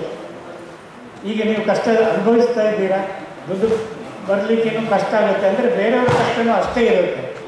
ಆದರೆ ನಮ್ಮ ಮಕ್ಕಳು ಮುಂದೆ ಬರೋದನ್ನು ನೋಡೋದ್ರಲ್ಲಿ ನಾವು ಮೊದಲ ಇದನ್ನು ಇಡಬೇಕು. ಅವರಿಗೆ ಬೇಕಾದ ಶಿಕ್ಷಣ ಕೊಟ್ಟಂದರೆ ಕಾಂಪಿಟೇಟಿವ್ ವರ್ಲ್ಡ್ ಇದೆ, ಅದರಲ್ಲಿ ಎಷ್ಟು ಕಷ್ಟ ಆದರೂ ಪರವಾಗಿಲ್ಲ, ಮಕ್ಕಳನ್ನು ಮೇಲಕ್ಕೆ ತರಬೇಕು. ಈಗಿನ ಮಕ್ಕಳ ಮನೋಭಾವ ಗೊತ್ತು. ಹಿಂದಿನ ರಿಲೇಷನ್ಶಿಪ್ ಅಂತೂ ಹೋಗಿದೆ. ಬಂದರೆ ಮನೆಗೆ ಬರ್ತಾರೆ ಹೋಗ್ತಾರೆ ಅಷ್ಟೇ ಹೊರತು ನಮ್ಮ ರಿಲೇಷನ್ಶಿಪ್ ಕಡಿಮೆ ಆಗ್ತದೆ. ಅದನ್ನು ಅಭಿವೃದ್ಧಿ ಮಾಡುವಲ್ಲಿ ನಾವು ಸ್ವಲ್ಪ ಯೋಚನೆ ಮಾಡಬೇಕಾಗಿದೆ. ಈಗಿನ ಮಕ್ಕಳು ನಮ್ಮ ಥರ ಅಲ್ಲ, ಒಬಿಡಿಯನ್ಸ್ ಇಲ್ಲ. ನಾವ್ಯಾರೋ ಅವ್ರು ಯಾರೋ ಬರ್ತಾರೆ ಹೋಗ್ತಾರೆ ಅಂದರೆ ಆ ರಿಲೇಷನ್ಶಿಪ್ಪನ್ನ ಇದು ಡಿಸ್ಟೆನ್ಸ್ ಜಾಸ್ತಿ ಆಗಿದೆ. ಅದನ್ನು ಸರಿ ಮಾಡುವಲ್ಲಿ ನಾವು ತುಂಬ ಶ್ರಮ ವಹಿಸಬೇಕು. ಪರ್ಟಿಕ್ಯುಲರ್ಲಿ ಈಗ 2 ಅಸೋಸಿಯೇಷನ್ಗಳಲ್ಲಿ ಇದ್ದಾವೆ, ಚೆನ್ನಾಗಿ ನಡೀತಾ ಇದೆ. ಆದರೆ ನಮ್ಗೆ ಅಷ್ಟು ಒತ್ತು ಕೊಡ್ತಾ ಇಲ್ಲ. ಅದರ ಬಗ್ಗೆ ನಾವು ಯೋಚನೆ ಮಾಡಬೇಕಾಗಿದೆ. ನನ್ನ ಸರ್ ಏನಾದರೂ ಹೆಲ್ಪ್ ಬೇಕಾದರೆ ಖಂಡಿತವಾಗಿ ಬರ್ತೇನೆ. ನನಗೆ ಟೈಮ್ ಇದ್ದಾಗ ಖಂಡಿತ ಬಂದು ಹೆಲ್ಪ್ ಮಾಡ್ತೇನೆ. ನನ್ನನ್ನು ಇಲ್ಲಿ ಕರೆದು ಸನ್ಮಾನ ಮಾಡಿದ್ದಕ್ಕೆ ತಮಗೆಲ್ಲರಿಗೂ ಆಭಾರಿಯಾಗಿದ್ದೇನೆ. ನನ್ನಿಂದ ಏನಾದರೂ ಸಹಾಯ ಆಗಬೇಕಾದ್ರೆ ಈಗಲೂ ಕೂಡ ನಾನು ಗೌರ್ಮೆಂಟ್ ಆಫ್ ಇಂಡಿಯಾದಲ್ಲಿ ವರ್ಕ್ ಮಾಡ್ತೇನೆ. ಆಫ್ಟರ್ ಮೈ ರಿಟೈರ್ಮೆಂಟ್ ದಯವಿಟ್ಟು ನನ್ನನ್ನು ಸಂಪರ್ಕಿಸಿ. ಇದು ಗೌಡ ಸಮಾಜದಲ್ಲಿ ನಳಿನಾಕ್ಷಿಗೌಡ ಅವರು ಇದ್ದರು. 2003ರಲ್ಲಿ ನಾವು ಇದ್ದಾಗ ನಮ್ಮ ಕ್ಲಬ್ಬಲ್ಲಿ ಅವರು ನಮ್ಮ ಹಳೆಯ ಒಂದು ಒಡನಾಡಿಯಾಗಿದ್ದು ಇದರಲ್ಲಿ ಇನ್ನೂ ಇದ್ದಾರೆ ಅಂತ ಹೇಳೋದಕ್ಕೆ ಭಾರಿ ಖುಷಿ ಸಂತೋಷ ಆಗ್ತಾ ಇದೆ. ನಿಮಗೆಲ್ಲರಿಗೂ ಅಭಿನಂದನೆಗಳನ್ನು ಸಲ್ಲಿಸ್ತಾ ಇಷ್ಟೊತ್ತು ನಿಮ್ಮನ್ನು ನಾವು ಕೂರಿಸಿ ಮಾತಾಡಿದ್ದಕ್ಕೆ ನಮಸ್ಕಾರಗಳು. ಪ್ರೀತಿ. Thank you sir.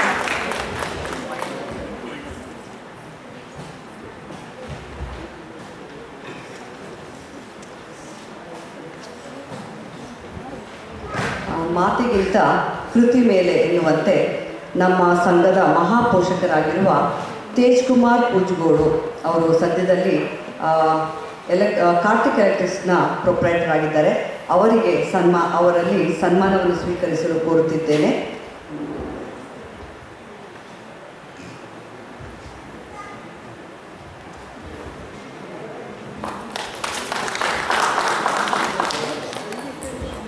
ಸನ್ಮಾನಿಸಲು ಗಣ್ಯರಲ್ಲಿ ವಿನಂತಿ.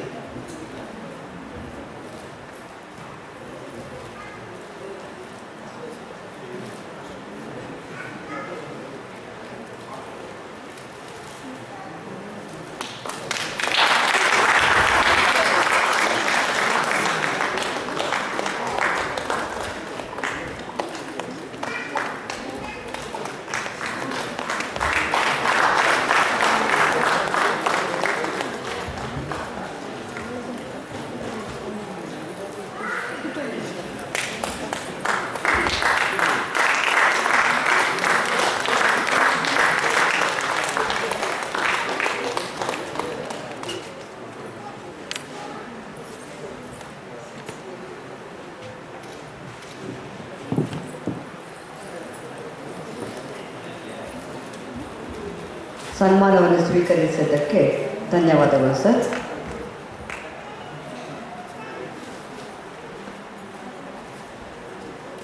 ನಮ್ಮ ಇಂದಿನ ಕಾರ್ಯಕ್ರಮದ ಮುಖ್ಯ ಅತಿಥಿಗಳಾದ ನಮ್ಮ ಗೌಡ ಜನಾಂಗಕ್ಕೆ ಕಿರೀಟದಲ್ಲಿರುವ ಕೊಹಿನೂರು ರೀತಿಯಲ್ಲಿ ಹೊಳೆಯುತ್ತಿರುವ ತುಳುವನಾಡಿನ ಹೆಮ್ಮೆಯ ಪುತ್ರ, ಕನ್ನಡ ತಾಯಿಯ ಮಗನಾದ ಡಾಕ್ಟರ್ ಪುರುಷೋತ್ತಮ ಬಿಳಿಮಲೆಯವರು ಇಂದು ನಮ್ಮೊಂದಿಗೆ ಇರುವುದು ನಮ್ಮೆಲ್ಲರ ಸೌಭಾಗ್ಯವೇ ಸರಿ. ಇದು ನಮಗೆಲ್ಲರಿಗೂ ಸಂದ ಗೌರವ ಎಂದರೆ ತಪ್ಪಾಗಲಾರದು. ಇವರನ್ನು ದಯವಿಟ್ಟು ತಾವು ಸನ್ಮಾನ ಪೀಠವನ್ನು ಅಲಂಕರಿಸಿ ನಮ್ಮ ಸಂಘದ ವತಿಯಿಂದ ನೀಡುತ್ತಿರುವ ಸನ್ಮಾನವನ್ನು ಸ್ವೀಕರಿಸಲು ಕೋರುತ್ತಿದ್ದೇವೆ.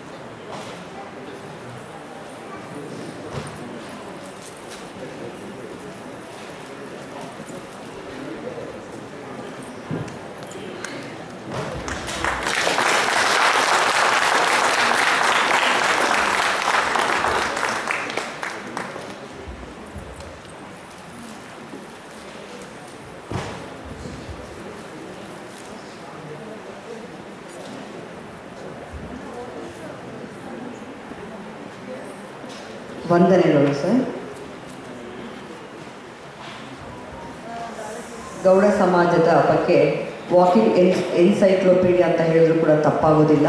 ಸೊ ಮುಖ್ಯ ಅತಿಥಿಗಳಿಂದ ಈಗ ಹಿತನುಡಿಯ ಒಂದು ಸಮಯ. ಅದಕ್ಕಿಂತ ಮುಂಚೆ ಒಂದು ಬದಲಾವಣೆ. ಮಂಥನ್ ಜೆ ಅಂಬೇಕಲ್ಲು ಫ್ಯಾಮಿಲಿ ಅವರಿಗೆ ಈಗ ಒಂದು ಸನ್ಮಾನದ ಸಮಯ. ವೇದಿಕೆಗೆ ಬರಬೇಕಾಗಿ ತಂದೆ ತಾಯಿಗಳು ಕೂಡ ಬರ್ಬೋದು ವೇದಿಕೆಗೆ ಮಗನ ಜೊತೆಗೆ.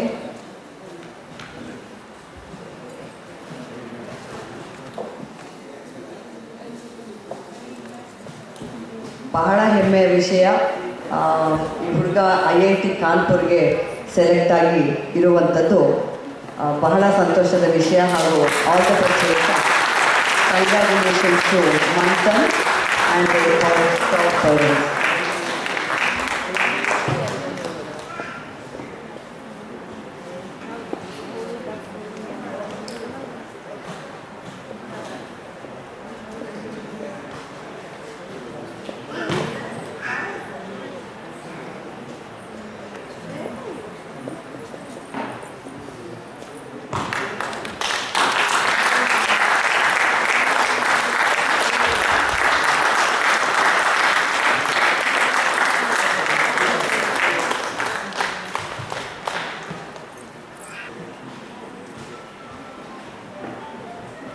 ಮುಖ್ಯ ಅತಿಥಿಗಳ ಭಾಷಣ ಆಗೋದಕ್ಕಿಂತ ಮುಂಚೆ ಅವರ ಬಗ್ಗೆ ಒಂದು ಕಿರು ಪರಿಚಯ.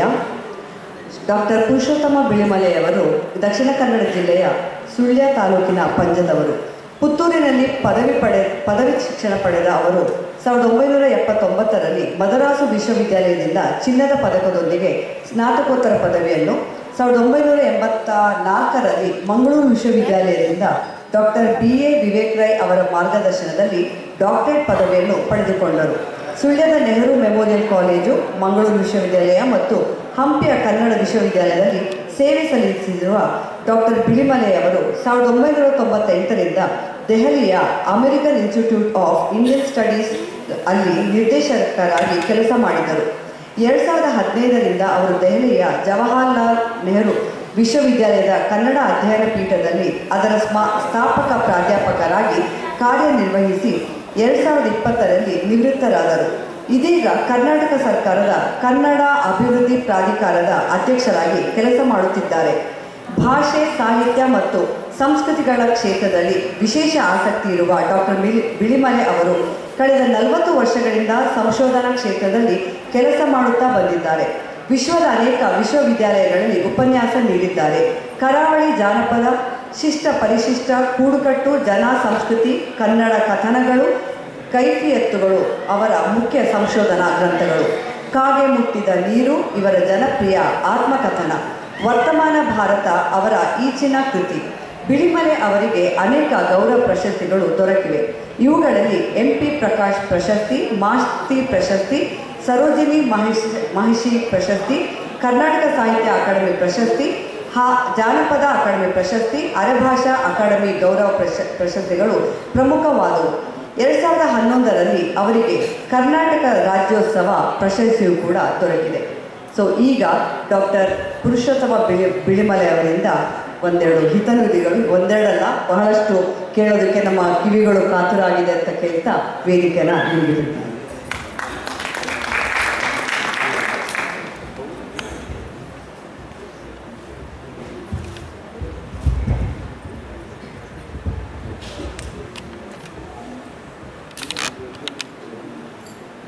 ಈ ವೇದಿಕೆಯಲ್ಲಿ ಉಪಸ್ಥಿತರಿರುವ ಎಲ್ಲ ಮಹನೀಯರೇ ಮತ್ತು ಬಾಂಧವರೇ,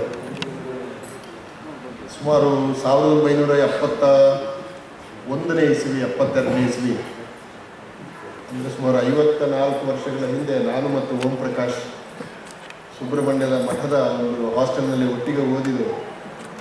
55 ವರ್ಷಗಳ ಸ್ನೇಹ. ಆದರೆ 55 ವರ್ಷ ಅವರು ಹಾಗೇ ಇದ್ದಾರೆ, ನಾನು ಮುದುಕಾಗ್ಬಿಟ್ಟಿದ್ದೀನಿ. ಈಗ ಅವರು ಮತ್ತೆ ವಿಧಾನಸೌಧದಲ್ಲಿ ಕೆಲಸ ಮಾಡ್ತಾ ಇದ್ದಾರೆ. ನಾನು ಬಂದಾಗ ನನಗೆ ಭಾಳ ಖುಷಿ ಆಯಿತು. 55 ವರ್ಷಗಳ ಅನಂತರ ನಾವು ಭೇಟಿ ಆಗ್ತಿದ್ದೇವೆ ಅಂತ. ನಳಿನಾಕ್ಷ ನನ್ನ ಮಾಸ್ಟ್ರು, ಭಾಳ ಜನಕ್ಕೆ ಗೊತ್ತಿರಲಿಕ್ಕಿಲ್ಲ. ನಾನು ಸುಬ್ರಹ್ಮಣ್ಯದಲ್ಲಿ ಓದುವಾಗ ನನ್ನ ಮಾಸ್ಟ್ರು. ಹೀಗೆ ನಾರಾಯಣರು, ನಾವು ಒಂದೇ ಊರಿನವರು. ನನ್ನ ತಾಯಿಯ ತಾಯಿ ಮನೆ ಕಮೀಲಾ ಅಂತ, ಗುತ್ತಿಗಾರ ಹತ್ರ. ಅವರು ಅಲ್ಲಿಯವರು.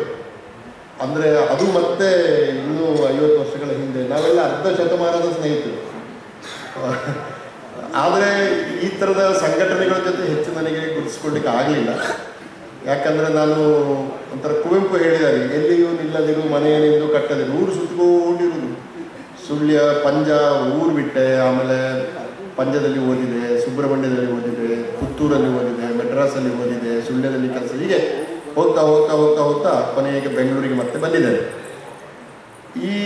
ಈ ಕಾಲಘಟ್ಟದಲ್ಲಿ ನಾನು ನಮ್ಮ ಸಂಸ್ಕೃತಿಯನ್ನು, ನಮ್ಮ ಭಾಷೆಯನ್ನು ನಾನು ಬಿಡಲಿಲ್ಲ. ನನ್ನ ಭಾಷೆ ಅರೆಭಾಷೆ. ನಾನು ಈಗಲೂ ಕೂಡ ಮನೆಗೆ ಫೋನ್ ಮಾಡಿದ್ರೆ ಅರೆಭಾಷೆಯಲ್ಲೇ ಮಾತಾಡೋದು ಫೋನಲ್ಲಿ. ಮತ್ತು ಈ ಕಳೆದ ನನಗೆ 70 ವರ್ಷ. ಈಗ 70 ವರ್ಷದಲ್ಲಿ ನಾನು ಊರೆಲ್ಲ, ದೇಶ ಎಲ್ಲ ಸುತ್ತಿರು, ಜಗತ್ತೆಲ್ಲ ಸುತ್ತಿರು ಅರೆಭಾಷೆ ಬಿಟ್ಟಿರ್ತಾರೆ. ಈಗಲೂ ಅರೆಭಾಷೆ ಮಾತಾಡಿ. ಓಂ ಪ್ರಕಾಶನ ಬಂದ ಕೂಡಲೇ ನಾವು ಮಾತಾಡೋದು ಅರೆಭಾಷೆ. ಹೋದ ಮೇಲೆ ನನ್ನ ಆಫೀಸಿಗೆ ಕೇಳಿ, ಇದು ಯಾವ ಭಾಷೆ ನೀವು ಮಾತಾಡಿದ್ದು? ನಾವು ಬೈಯೋದು, ಅಲ್ಲೇ ನೀವು ಕರ್ನಾಟಕದ, ನಿಮಗೆ ನಿಮ್ಮ ಕರ್ನಾಟಕದ ಒಂದು ಭಾಷೆ ಗೊತ್ತಿಲ್ಲ, ನಿಮಗೆ ನೀವೆಂತ ಕರ್ನಾಟಕದವರು ಅಂತ ಬೈಯೋದು ನಾವು. ಹಾಗೆ ಭಾಷೆ, ಸಂಸ್ಕೃತಿ ಅದರ ಬಗ್ಗೆ ಎಲ್ಲ ಕೆಲಸ ಮಾಡ್ಕೊಂಡು ಬಂದಿದ್ದೇನೆ.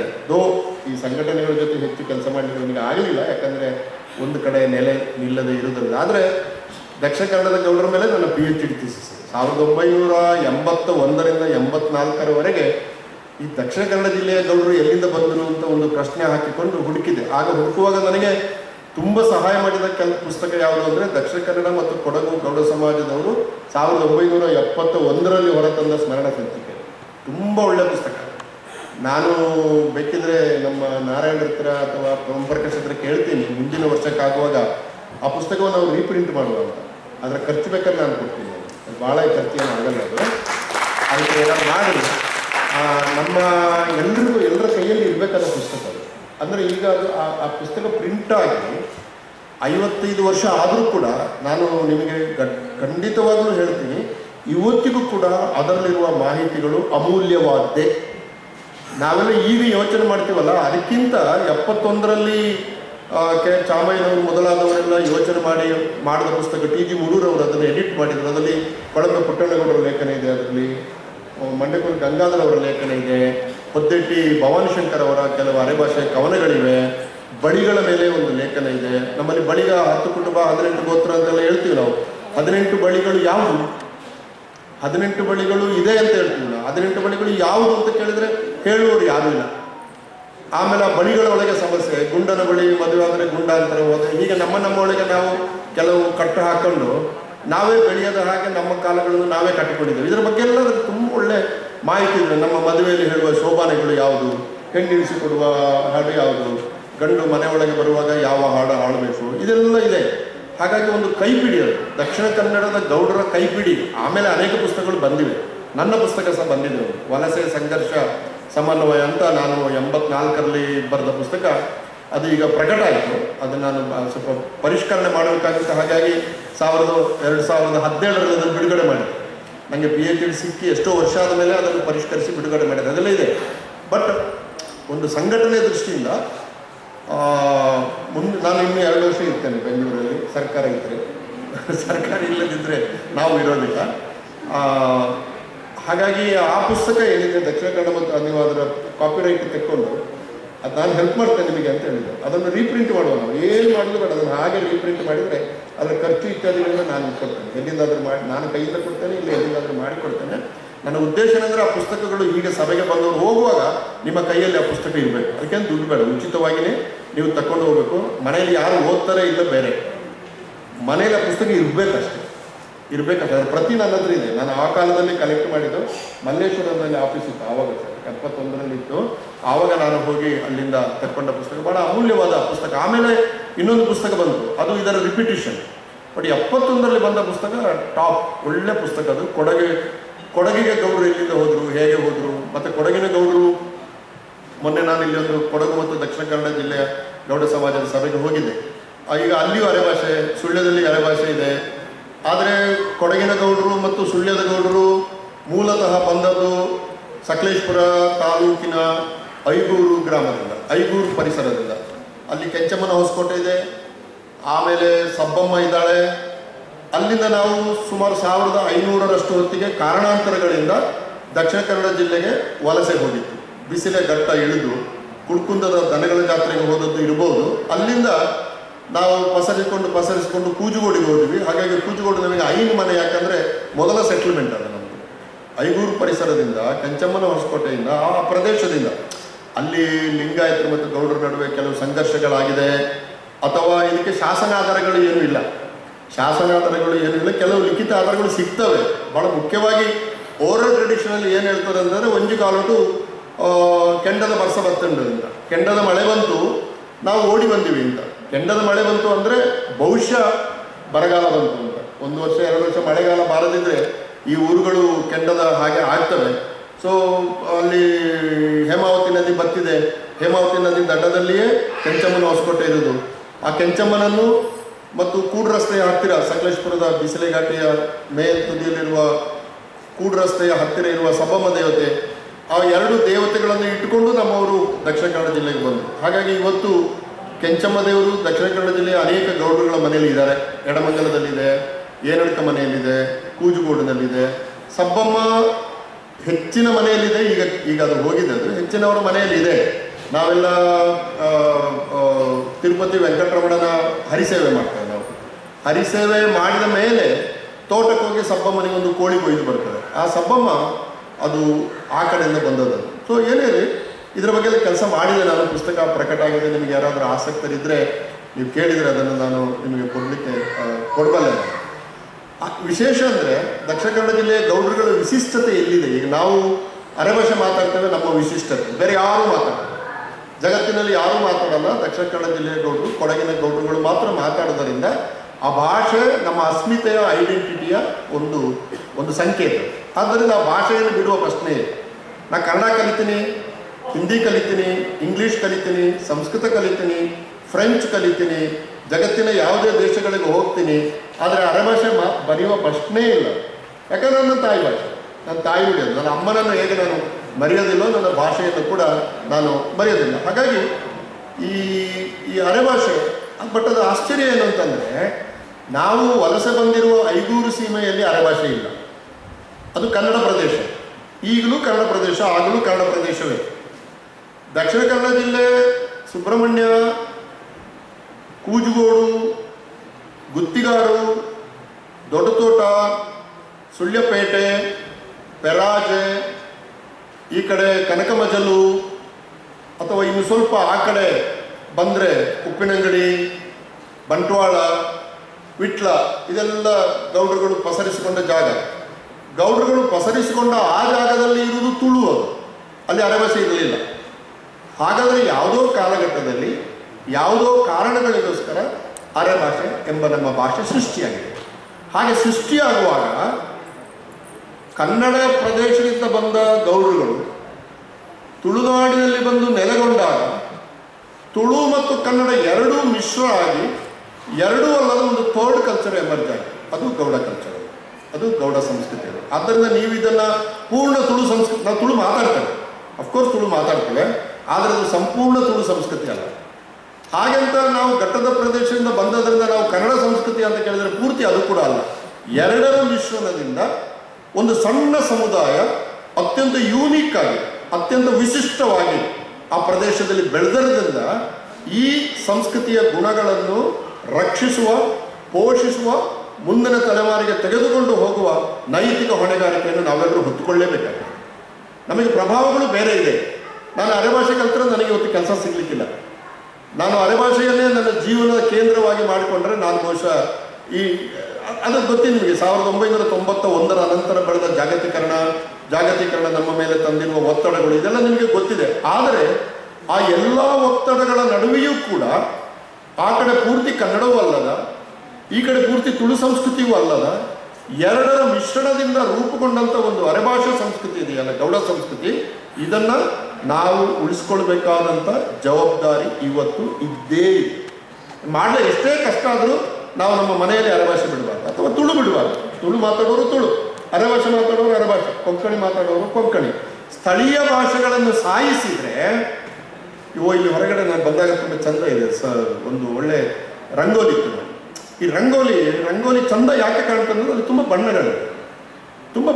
ಬಣ್ಣ ಹಾಕಿದಷ್ಟು ರಂಗೋಲಿ ಚಂದ. ಅದರ ಬಣ್ಣಗಳನ್ನೆಲ್ಲ ತೆಗೆದು ನೀವು ಬರೀ ಬಿಳಿ ಬಣ್ಣವೋ ಇನ್ಯಾವುದೋ ಒಂದು ಬಣ್ಣ ಹಾಕಿದರೆ ರಂಗೋಲಿ ಚಂದ ಇಲ್ಲ. ಭಾರತವೆಂಬುದು ಹಲವು ಭಾಷೆಗಳ ರಂಗೋಲಿ. ಆ ಎಲ್ಲ ಬಣ್ಣಗಳು ಕೂಡ ಉಳಿಯುವ ಹಾಗೆ ನಾವು ಕೆಲಸ ಮಾಡಬೇಕು. ನಾವು ಯಾವ ಭಾಷೆಯನ್ನಾದರೂ ಕಲಿಬೋದು, ಆದರೆ ತಾಯಿ ನುಡಿಯನ್ನು ಬಿಡುವ ಪ್ರಶ್ನೆಯೇ ಇಲ್ಲ. ನೋಡಿ, 4 ಭೂತಗಳು, ಸುಳ್ಯ ಕಡೆಯಲ್ಲಿರುವ 4 ಭೂತಗಳು. ಒಂದು ಶಿರಾಡಿ ಭೂತ, ನಿಮ್ಮಲ್ಲಿ ಭಾಳ ಜನ ಗೊತ್ತಿರ್ಬೋದು. ಇನ್ನೊಂದು ಏರಡ್ಕದ ಬಚ್ಚನಾಯಕ, ಮತ್ತೊಂದು ದೇಂಗೋಡಿ, ಮತ್ತು ಇದು ಎಂಥದ್ದು ನಮ್ಮ ಈ ಕಡೆ ಕಲ್ಲುಗುಂಡಿ ಬೈಲೆ ಅಂತ ಬರ್ತದೆ. ಬೈಲೆಯಲ್ಲಿರುವ ಪುರುಷಭೂತ, ದೇಂಗೋಡಿಯಲ್ಲಿರುವ ಪುರುಷಭೂತ, ಏರಡ್ಕದಲ್ಲಿರುವ ಬಚ್ಚನಾಯಕ, ಮತ್ತು ಎಲ್ಲ ಬೇರೆ ಎಲ್ಲ ಕಡೆ ಇರುವ ಕಿಣ್ಣಿಮಣಿ, ಪೂಮಣಿ ಮತ್ತು ಶಿರಾಡಿ ಭೂತಗಳು. ಭಾಳ ಆಶ್ಚರ್ಯ ಅಂದರೆ ಈ ಶಿರಾಡಿ ಭೂತ, ಪುರುಷಭೂತ ಇವೆಲ್ಲ ಕನ್ನಡ ಮಾತಾಡ್ತವೆ. ಎಲ್ಲ ಭೂತಗಳು ತುಳು ಮಾತಾಡ್ತವೆ. ದಕ್ಷಿಣ ಕನ್ನಡ ಜಿಲ್ಲೆಯಲ್ಲಿ ನಾವು ಹೇಳೋದು ತುಳು ಪಾಡ್ದನಗಳು, ತುಳು ಭೂತಗಳು, ತುಳು ದೈವಗಳು, ತುಳು ಸಂಸ್ಕೃತಿ ಎಲ್ಲ ಹೊಡಿತಾ ಇರ್ತವೆ. ಆದರೆ ಸುಳ್ಯ ಪರಿಸರದ 4 ದೈವಗಳು, ಗೌಡರ ದೈವಗಳು ಕನ್ನಡ ಮಾತಾಡ್ತವೆ. ಏನೆಡ್ಕದ ಚೆನ್ನಪ್ಪ ಗೌಡರ ಮರದ ಮೇಲೆ, ಆಲದೆಲೆ ಮೇಲೆ ಏನೋ ವೀಳ್ಯದೆಲೆ ಕೊಯ್ತಾ ಇದ್ದಾಗ ಅದೊಂದು ಭಾಳ ಅದ್ಭುತವಾದ ಕಥೆ, ಅದು ಬಚ್ಚನಾಯಕನ ಕಥೆ. ಅದು ಆ ಬಚ್ಚನಾಯಕನ ಕಥೆ ಇದೆಯಲ್ಲ, ಶಿರಾಡಿ ಭೂತದ ಕಥೆ ಇದೆಯಲ್ಲ, ಪುರುಷಭೂತದ ಕಥೆ ಇದೆಯಲ್ಲ, ಅದು ಏನೂ ಅಲ್ಲ. ಅದು ನಾವು ಘಟ್ಟದಿಂದ ಬಿಸಿಲೆಘಾಟಿ ಕೆಳಗಿಳಿದು ಸುಬ್ರಹ್ಮಣ್ಯ ಪರಿಸರದಲ್ಲಿ ಪಸರಿಸಿಕೊಂಡು ನಾವು ನೆಲೆ ನಿಂತ ಚರಿತ್ರೆಯ ಕಥೆ. ಹಾಗಾಗಿ ನಮಗೆ ಚರಿತ್ರೆ ಇಲ್ಲ ಅಂತ ನಾವು ಹೇಳಬೇಕಾಗಿದೆ. ಚರಿತ್ರೆ ಇಲ್ಲ ಅಂದರೆ ಚರಿತ್ರೆಯನ್ನು ಶಾಸನಗಳ ಮೂಲಕ ಮಾತ್ರ ಬರೆಯುವುದಲ್ಲ, ಚರಿತ್ರೆಯನ್ನು ಮೌಖಿಕ ಆಕಾರಗಳ ಮೂಲಕ ಕೂಡ ಬರೀಲಿಕ್ಕಾಗ್ತದೆ. ಆದ್ದರಿಂದ ಗೌಡರ ಚರಿತ್ರೆ ಎಲ್ಲಿದೆ ಅಂತಂದರೆ ಶಿರಾಡಿ ಭೂತದ ಪಾಡ್ದನದಲ್ಲಿದೆ, ಪುರುಷಭೂತದ ಪಾಡ್ದನದಲ್ಲಿದೆ, ಬೇರೆ ಎಲ್ಲಿಲ್ಲ. ಪುರುಷಭೂತ ತುಳುನಾಡು ಬಿಟ್ಟರೆ ಎಲ್ಲಿದೆ? ಆದ್ದರಿಂದ ಗೌಡರಲ್ಲಿ ನೋಡಿ, ಪುರುಷೋತ್ತಮ ಈ ಹೆಸರು ತುಂಬ ಜಾಸ್ತಿ. ಇಲ್ಲಿ ಏನಿಲ್ಲ ಅಂದರೆ 3-4 ಪುರುಷೋತ್ತಮರು ಇರ್ಬೋದು. ಈಗ ನಮ್ಮಲ್ಲಿ ಹೆಸರು ಜಾಸ್ತಿ ಇರುತ್ತೆ, ಯಾಕಂದರೆ ಅದು ಪುರುಷ ಎಂಬುದು ಒಂದು ಕಲ್ಪನೆ, ಅದರ ಚರಿತ್ರೆ ಬೇರೆ. 12ನೇ ಶತಮಾನದಿಂದ ಅದು ಹೇಗೆ ಬಂತು ಅದು ಬೇರೆ. ಅದು ನಾಥ ಸಿದ್ಧ ಪರಂಪರೆದು, ಅದು ನಾನು ಲಕುಲೀಶ ಪರಂಪರೆ, ಅದರ ಬಗ್ಗೆ ಅದಕ್ಕೆ ಸಿದ್ಧವೇಷಕ್ಕೆ ಸಂಬಂಧ ಇದೆ. ಸಿದ್ಧವೇಷದಲ್ಲಿ ಪುರುಷ ಬರ್ತಾನೆ. ಇದೆಲ್ಲ ಬಹಳ ಬ್ಯೂಟಿಫುಲ್. ಅದು ಬೇರೆ ಕಡೆ ಇಲ್ಲದೇ ಇರುವ, ಜಗತ್ತಿನ ಬೇರೆ ಕಡೆ ಎಲ್ಲದೇ ಇರುವಂಥ ಒಂದು ಸಂಸ್ಕೃತಿ ಸುಳ್ಯ ಕಡೆ ಇದೆ ಅಂದರೆ ಅದನ್ನು ಉಳಿಸಿಕೊಳ್ಳುವ ಹಕ್ಕು ನಮಗೆ ಇದೆಯೇ ಇಲ್ವ? ಅಷ್ಟೇ, ಬಹಳ ಸರಳ. ಅದನ್ನು ಉಳಿಸಿಕೊಳ್ಳಲೇಬೇಕು. ಅದು ಜಾತಿ ಇತ್ಯಾದಿಗಳಲ್ಲ. ಜಾತಿ ಎಂಬುದು ಈಗಾಗಲೇ ನಮ್ಮ ಜಯರಾಮಣ್ಣ ಸ್ವಲ್ಪ ಹೇಳಿದರು ಅದರ ಬಗ್ಗೆ. ಜಾತಿ ನಾವು ಬೆಳೆಯುವುದಕ್ಕೆ, ನಮ್ಮ ಸಂಸ್ಕೃತಿಯನ್ನು ಉಳಿಸಿಕೊಳ್ಳುವುದಕ್ಕೆ ಬೇಕು ಈ ಕಾಲದಲ್ಲಿ. ಅದನ್ನು ಬಿಟ್ಟು ನಮಗೇನು ಮಾಡೋಕ್ಕಾಗಲ್ಲ. ಆದರೆ ಅಲ್ಟಿಮೇಟ್ ಆಗಿ ಸದಾನಂದಗೌಡರು ಭಾಳ ಒಂದು ಒಳ್ಳೆಯ ಮಾತನ್ನು ಹೇಳಿದರು. ಹಿಂದೆ ರವೀಂದ್ರ ಕಲಾಕ್ಷೇತ್ರದಲ್ಲಿ ಒಂದು ಕಾರ್ಯಕ್ರಮ ಆದಾಗ ಭಾಳ ಚೆನ್ನಾಗಿದ್ವಿ. ಒಂದು ಹಂತದ ಮೇಲೆ ಅದರ ಆಚೆಗೆ ಜಿಗಿಬೇಕಾಗ್ತದೆ. ಇದೊಂಥರ ಪೋಲ್ ವಾಲ್ಟಿನ ಹಾಗೆ. ಈ ಪೋಲ್ ವಾಲ್ಟ್ ಹಾರುವವರು ಏನು ಮಾಡ್ತಾರೆ ಅಂದರೆ ಒಂದು ಕೋಲ್ ಹಿಡ್ಕೊಳ್ತಾರೆ. ಕೋಲ್ ಹಿಡ್ಕೊಂಡು ನೆಲಕ್ಕೆ ಊರಿ ಮೇಲಕ್ಕೆ ಹೋಗ್ತಾರೆ. ಬೇಕು, ಅದು ಹೋಗ್ಲಿ, ಜಾತಿ ಬೇಕಾಗ್ತದೆ. ಆದರೆ ಯಾವುದೋ ಒಂದು ಹಂತದಲ್ಲಿ ನೀವು, ಈಗ ನಮ್ಮ ಹುಡುಗ ಕಾನ್ಪುರಕ್ಕೆ ಹೋಗಿ ಓದ್ತಿದ್ದೇನೆ, IIT, one of the best institute in India, Kanpur IIT. ನಾನು ಅಲ್ಲಿ ಬೋರ್ಡ್ ಮೆಂಬರ್ ಆಗಿದ್ದೆ ಸ್ವಲ್ಪ ಕಾಲ ಲಿಟ್ರೇಚರ್ಗೆ. ನಾವು ಅಮೇರಿಕನ್ ಇನ್ಸ್ಟಿಟ್ಯೂಟ್ ಇದ್ದಾಗ one of the best institute. ಅವನು ಕಾನ್ಪುರಕ್ಕೆ ಹೋದಾಗ ಅವನು ಜಾತಿಯ ಏನು ಆ ಹಿನ್ನೆಲೆ ಇದೆಯಲ್ಲ ಅದನ್ನು ಜಿಗಿದು ಅವನು ಏನೋ ಸಾಧನೆಯನ್ನು ಮಾಡಬೇಕಾಗ್ತದೆ. ಅವ ಇಲ್ಲೇ ಅಂಟಿಕೊಂಡಿದ್ರೆ ಇಲ್ಲೇ ಇರ್ತಾನೆ. ಹಾಗಾಗಿ ಪೋಲ್ ವಾಲ್ಟಿನಲ್ಲಿ ನಮ್ಮ ಮನೋಜ್ ಅಣ್ಣ ಡೆಲ್ಲಿಯಲ್ಲಿ ಭಾಳ ಒಳ್ಳೆಯ ಇನ್ಸ್ಟಿಟ್ಯೂಟನ್ನು ನಡೆಸ್ತಾ ಇದ್ದರು. ಮನೋಜ್ ಗೌಡ ಅಂತ ಹೆಸರು ಹಾಕೊಳ್ತಾ ಇದ್ರು, ಅಡ್ಮಿಷನ್ ಮಾಡ್ತಾ ಇದ್ರು. ಆದರೆ ಅಲ್ಲಿ ಜಾತಿ ಹೆಚ್ಚು ಪ್ರಯೋಜನಕ್ಕೆ ಬರಲ್ಲ. ಹೆಚ್ಚಂದರೆ ಊರಿನವ್ರು ಬಂದರೆ ಸ್ವಲ್ಪ ಹೆಲ್ಪ್ ಮಾಡ್ಬೋದು. ಆದರೆ ಅಲ್ಟಿಮೇಟ್ಲಿ ನೀವು IAS ಪಾಸ್ ಆಗಬೇಕು ಅಂತಂದರೆ, ನೀವು ಪೋಲ್ ವಾಲ್ಟನ್ನು ಆಚೆ ಪಾಸ್ ಆಗಬೇಕು ಅಂತಂದರೆ ಕೋಲನ್ನು ಬಿಡಲೇಬೇಕು. ನೀವು ಯಾವ ಕೋಲನ್ನು ಹಿಡ್ಕೊಂಡು ಮೇಲೆ ಹತ್ತುತ್ತೀರೋ, ಮೇಲೆ ನಿಮಗೆ ಪೋಲ್ ವಾಲ್ಟ್ ಆಚೆ ಹಾರಲಿಕ್ಕೆ ನಿಮಗೆ ಸಹಾಯ ಮಾಡ್ಕೊಳ್ಳೋ ಆ ಕೋಲು ನಿಮ್ಮ ಒಂದು ಹಂತದವರೆಗೆ ಬೇಕೇ ಬೇಕು. ಅದು ಇಲ್ಲದಿದ್ದರೆ ನಿಮ್ಮ ಮೇಲೆ ಹೋಗ್ಲಿಕ್ಕೆ ಆಗೋದಿಲ್ಲ. ಹೋದ ಮೇಲೆ ನೀವು ಅದನ್ನೇ ಇಟ್ಕೊಂಡಿದ್ರೆ ನೀವು ಈಚೆ ಬೀಳ್ತೀರಿ, ನೀವು ಪೋಲ್ ವಾಲ್ಟ್ ದಾಟಬೇಕು. ಅದರಿಂದ ಪೋಲ್ ವಾಲ್ಟ್ ದಾಟಬೇಕಾದ್ರೆ, ನೀವು ಏನೋ ಒಂದು ಅಚೀವ್ ಮಾಡಬೇಕಾದ್ರೆ, ಭಾರತದಲ್ಲಿ ಎಲ್ಲರೂ ಕೂಡ ಬ್ರಾಹ್ಮಣರು ಒಂದು ಹಂತದಲ್ಲಿ ಬ್ರಾಹ್ಮಣ್ಯ ಬಿಡಬೇಕಾಗ್ತದೆ, ಶೆಟ್ರುಗಳು ಒಂದು ಹಂತದಲ್ಲಿ ಶೆಟ್ಟಿತ್ವ ಅಂತ ಏನಾಗಿದೆ ಬಿಡಬೇಕಾಗ್ತದೆ, ಗೌಡರು ಬಿಡಬೇಕಾಗ್ತದೆ. ಅದು ನಮ್ಮ ಅಚೀವ್ಮೆಂಟ್. ಈಗ ನಮ್ಮ ಖಾದರ್ ಆಫೀಸಲ್ಲಿ ಓಂ ಪ್ರಕಾಶ್ ಅನ್ನ ಕೆಲಸ ಮಾಡ್ತಾರೆ. ಜಾತಿ ಬಹಳ ಲಿಮಿಟೆಡ್ ಆಗಿ ಕೆಲಸ ಮಾಡ್ತಾರೆ. ಅಲ್ಲಿ ಅವ್ರು ಮಾಡಬೇಕಾದ ಅವ್ರ ಪ್ರೊಫೆಷನ್, ಅವರ ಕೆಲಸ. ಹಾಗಾಗಿ ಇದನ್ನು ನಾವು ಭಾಳ, ಅದು ಬಿಡುವುದು ಅಂತಲ್ಲ, ತಿರಸ್ಕಾರ ಅಂತಲ್ಲ, ಹೇಗೆ ಎಲ್ಲಿವರೆಗೆ ನಾವು ಉಪಯೋಗಿಸಿಕೊಂಡು ನಾವು ಈ ಬೃಹತ್ ಜಗತ್ತಿನಲ್ಲಿ ಬೆಳಿಬೇಕು ಎಂಬುದರ ಬಗೆಗೆ ನಮಗೊಂದು ಸ್ಪಷ್ಟವಾದ ಪರಿಕಲ್ಪನೆ ಇದ್ದಾಗ ಜಾತಿಗಳು ನಮಗೆ ಎಂದೂ ಕೂಡ ತೊಂದರೆ ಕೊಡಲ್ಲ. ಹಾಗಾಗಿ ನಾವು ಇದರ ಬಗ್ಗೆ ಹೆಚ್ಚು ವಿವೇಚನೆಯಿಂದ ಮಾಡಬೇಕು. ಕೊನೆಯ ಒಂದು ಮಾತು ಈ ಸಂದರ್ಭದಲ್ಲಿ ನಾನು ಹೇಳ್ಬೋದಾದ ಏನಂತಂದರೆ, ಇವತ್ತಿನ ಕಾಲಘಟ್ಟದಲ್ಲಿ ನಾವು ಇದು 2021ನೇ ಇಸ್ವಿಲಿ ಇದ್ದೀವಿ, ನಾವು 24ನೇ ಇಸ್ವಿಲಿ ಇದ್ದೀವಿ, 21ನೇ ಶತಮಾನದಲ್ಲಿ ಇದ್ದೀವಿ. 3 ಅಂಶಗಳಿಗೆ ನಾವು ಸಾಕ್ಷಿಗಳಾಗ್ತಾ ಇದ್ದೀವಿ. ನಾವು, ನಮ್ಮ ಮಕ್ಕಳು ಸಾಕ್ಷಿಗಳಾಗ್ತಾ ಇದ್ದೀವಿ. ಯಾವುದು ಅಂತಂದರೆ, ಒಂದು ಭಾಷೆಗಳ ಸಾವು. ಎರಡನೇದು ಸಣ್ಣ ಸಣ್ಣ ಕಮ್ಯುನಿಟಿಗಳ ಸಾವು, ಸಮುದಾಯಗಳ ಸಾವು. ಮೂರನೇದು ತತ್ವಶಾಸ್ತ್ರದ ಸಾವು. Philosophy is dying. ಈ ದೇಶದಲ್ಲಿ ಇವತ್ತು ಈ 3 ಅಂಶಗಳು ಕೂಡ ಸಾಯ್ತಾ ಇದ್ದಾವೆ. ಹಾಗಾದರೆ ಗೌಡ ಸಮುದಾಯ ಈಗ ನೋಡಿ, ಇಷ್ಟು ವರ್ಷ ಆಯಿತು, ಇಷ್ಟು ಜನಗಣತಿಗಳಾಗ್ತದೆ. ಈ ಅರೆಭಾಷೆ ಮಾತಾಡೋರು ಎಷ್ಟು ಇದ್ದಾರೆ ನಮ್ಮ ಹತ್ರ ಲೆಕ್ಕವೇ ಇದೆ. ಇದು ಸಿಂಪಲ್ ಪ್ರಶ್ನೆ ಇದೆ. ಈಗ ತುಳು ಸಂವಿಧಾನದ 8ನೇ ಶೆಡ್ಯೂಲ್ಗೆ ಸೇರಲಿಲ್ಲ. ಆದರೆ 2011ರ ಜನಗಣತಿಯಲ್ಲಿ ತುಳು ಭಾಷಿಗರ ಸಂಖ್ಯೆಯನ್ನು 24,700 ಇತ್ಯಾದಿಗಳು ಹೇಳ್ತದೆ. 24 ಲಕ್ಷ ಜನ ಮಾತಾಡ್ತಾರೆ. ಒಂದು ಅಂಕಿಅಂಶ ಇದೆ. 1971ರಿಂದ 2011 ನಮ್ಮಲ್ಲಿ ಜನಗಣತಿ ಲಾಸ್ಟ್. 2024-25 ಇನ್ನು ಬರಬೇಕಷ್ಟೇ. ಈಗ ಅದರ ಬಗ್ಗೆ ಚರ್ಚೆ ನಡೀತಾ ಇದೆ. ಅದರೊಟ್ಟಿಗೆ ಡಿಲಿಮಿಟೇಷನ್ ಕೂಡ ಸೇರಿಕೊಂಡಿರೋದರಿಂದ ಸ್ವಲ್ಪ ತಡ ಆಗ್ತಿದೆ. ಅದು ಪ್ರತ್ಯೇಕ ಚರ್ಚೆಯ ವಿಷಯ, ಅದನ್ನು ಬಿಟ್ಟು ಬಿಡೋಣ. ಆದರೆ 1971ರಿಂದ 2011ರ ನಡುವೆ ತುಳು ಮಾತಾಡುವವರ ಸಂಖ್ಯೆಯಲ್ಲಿ 7% ಹೆಚ್ಚಾಗ್ತಾ ಹೋಗಿದೆ. 7% is not bad. Actually Indian ಸಿಚುವೇಶನಲ್ಲಿ ಒಂದು ಭಾಷೆ 7% ಬೆಳೀತಾ ಇರೋದಂದರೆ it's not bad, very encouraging. ಅಂದರೆ ತುಳುವರು ಎಲ್ಲಿಯಾದರೂ ಭಾಷೆ ಬಿಡೋಲ್ಲ, ಮಾತಾಡ್ತಾರೆ. ಸಿಕ್ಕಿದ ಕೂಡಲೇ ಈಗ ಇಲ್ಲಿ ನಾನು ಬಂದ ಕೂಡಲೇ ತುಳುವಲ್ಲಿ ಮಾತಾಡೋದನ್ನು ಕೇಳಿದೆ. ನಮ್ಮ ಸತೀಶ್ ಅಣ್ಣ ಭಾಳ ಒಳ್ಳೆಯ ತುಳುವಲ್ಲಿ ಮಾತಾಡಿದ್ದಾರೆ. ಅದು ಇದೆ. ತುಳುವರು ಎಲ್ಲಿ ನೀವು ಮೆಟ್ರೋದಲ್ಲಿ ಸಿಕ್ಕಿದ್ದಾನೆ ಮಾರ ಹೆಂಚಿನ ಮಾರ ಅಂತ ಮಾತಾಡ್ತಾರೆ. ಸೊ ಭಾಷೆಯ ಮೇಲೆ ಆ ಥರ ಈಗ ಆ ತುಳುವನ್ನು ಅವರು ತಗೊಂಡು ಏನು ಉಳಿಸಿಕೊಳ್ತಾರೆ. ಆದರೆ ಬೇರೆ ಇಂಗ್ಲೀಷ್ ಕಲಿತಾರೆ, ಯಾವುದೋ ಒಂದು ಮೆಡಿಕಲ್ ಕಾಲೇಜ್ಗೆ ಹೋದಾಗ ಅವರು ಬೇರೆ ಭಾಷೆಯಲ್ಲಿ ಕಲಿತಾರೆ. ಬಟ್ ತುಳು ಉಳಿತು 7% ಬೆಳವಣಿಗೆ ತೋರಿಸ್ತದೆ. ಹಿಂದಿ 66% ಬೆಳವಣಿಗೆ. ಈಗ ಭಾರತದ ಸುಮಾರು 68 ಕೋಟಿ ಜನ ಇವತ್ತು ಹಿಂದಿ ಮಾತಾಡ್ತಾರೆ. 66% ಅದರ ಬೆಳವಣಿಗೆಯ ವೇಗ. ಬಾಂಗ್ಲಾ, ಒಡಿಸ್ಸಾ, ಒಡಿಯಾ, ತೆಲುಗು, ತಮಿಳು, ಮಲಯಾಳ, ಮರಾಠಿ, ಗುಜರಾತಿ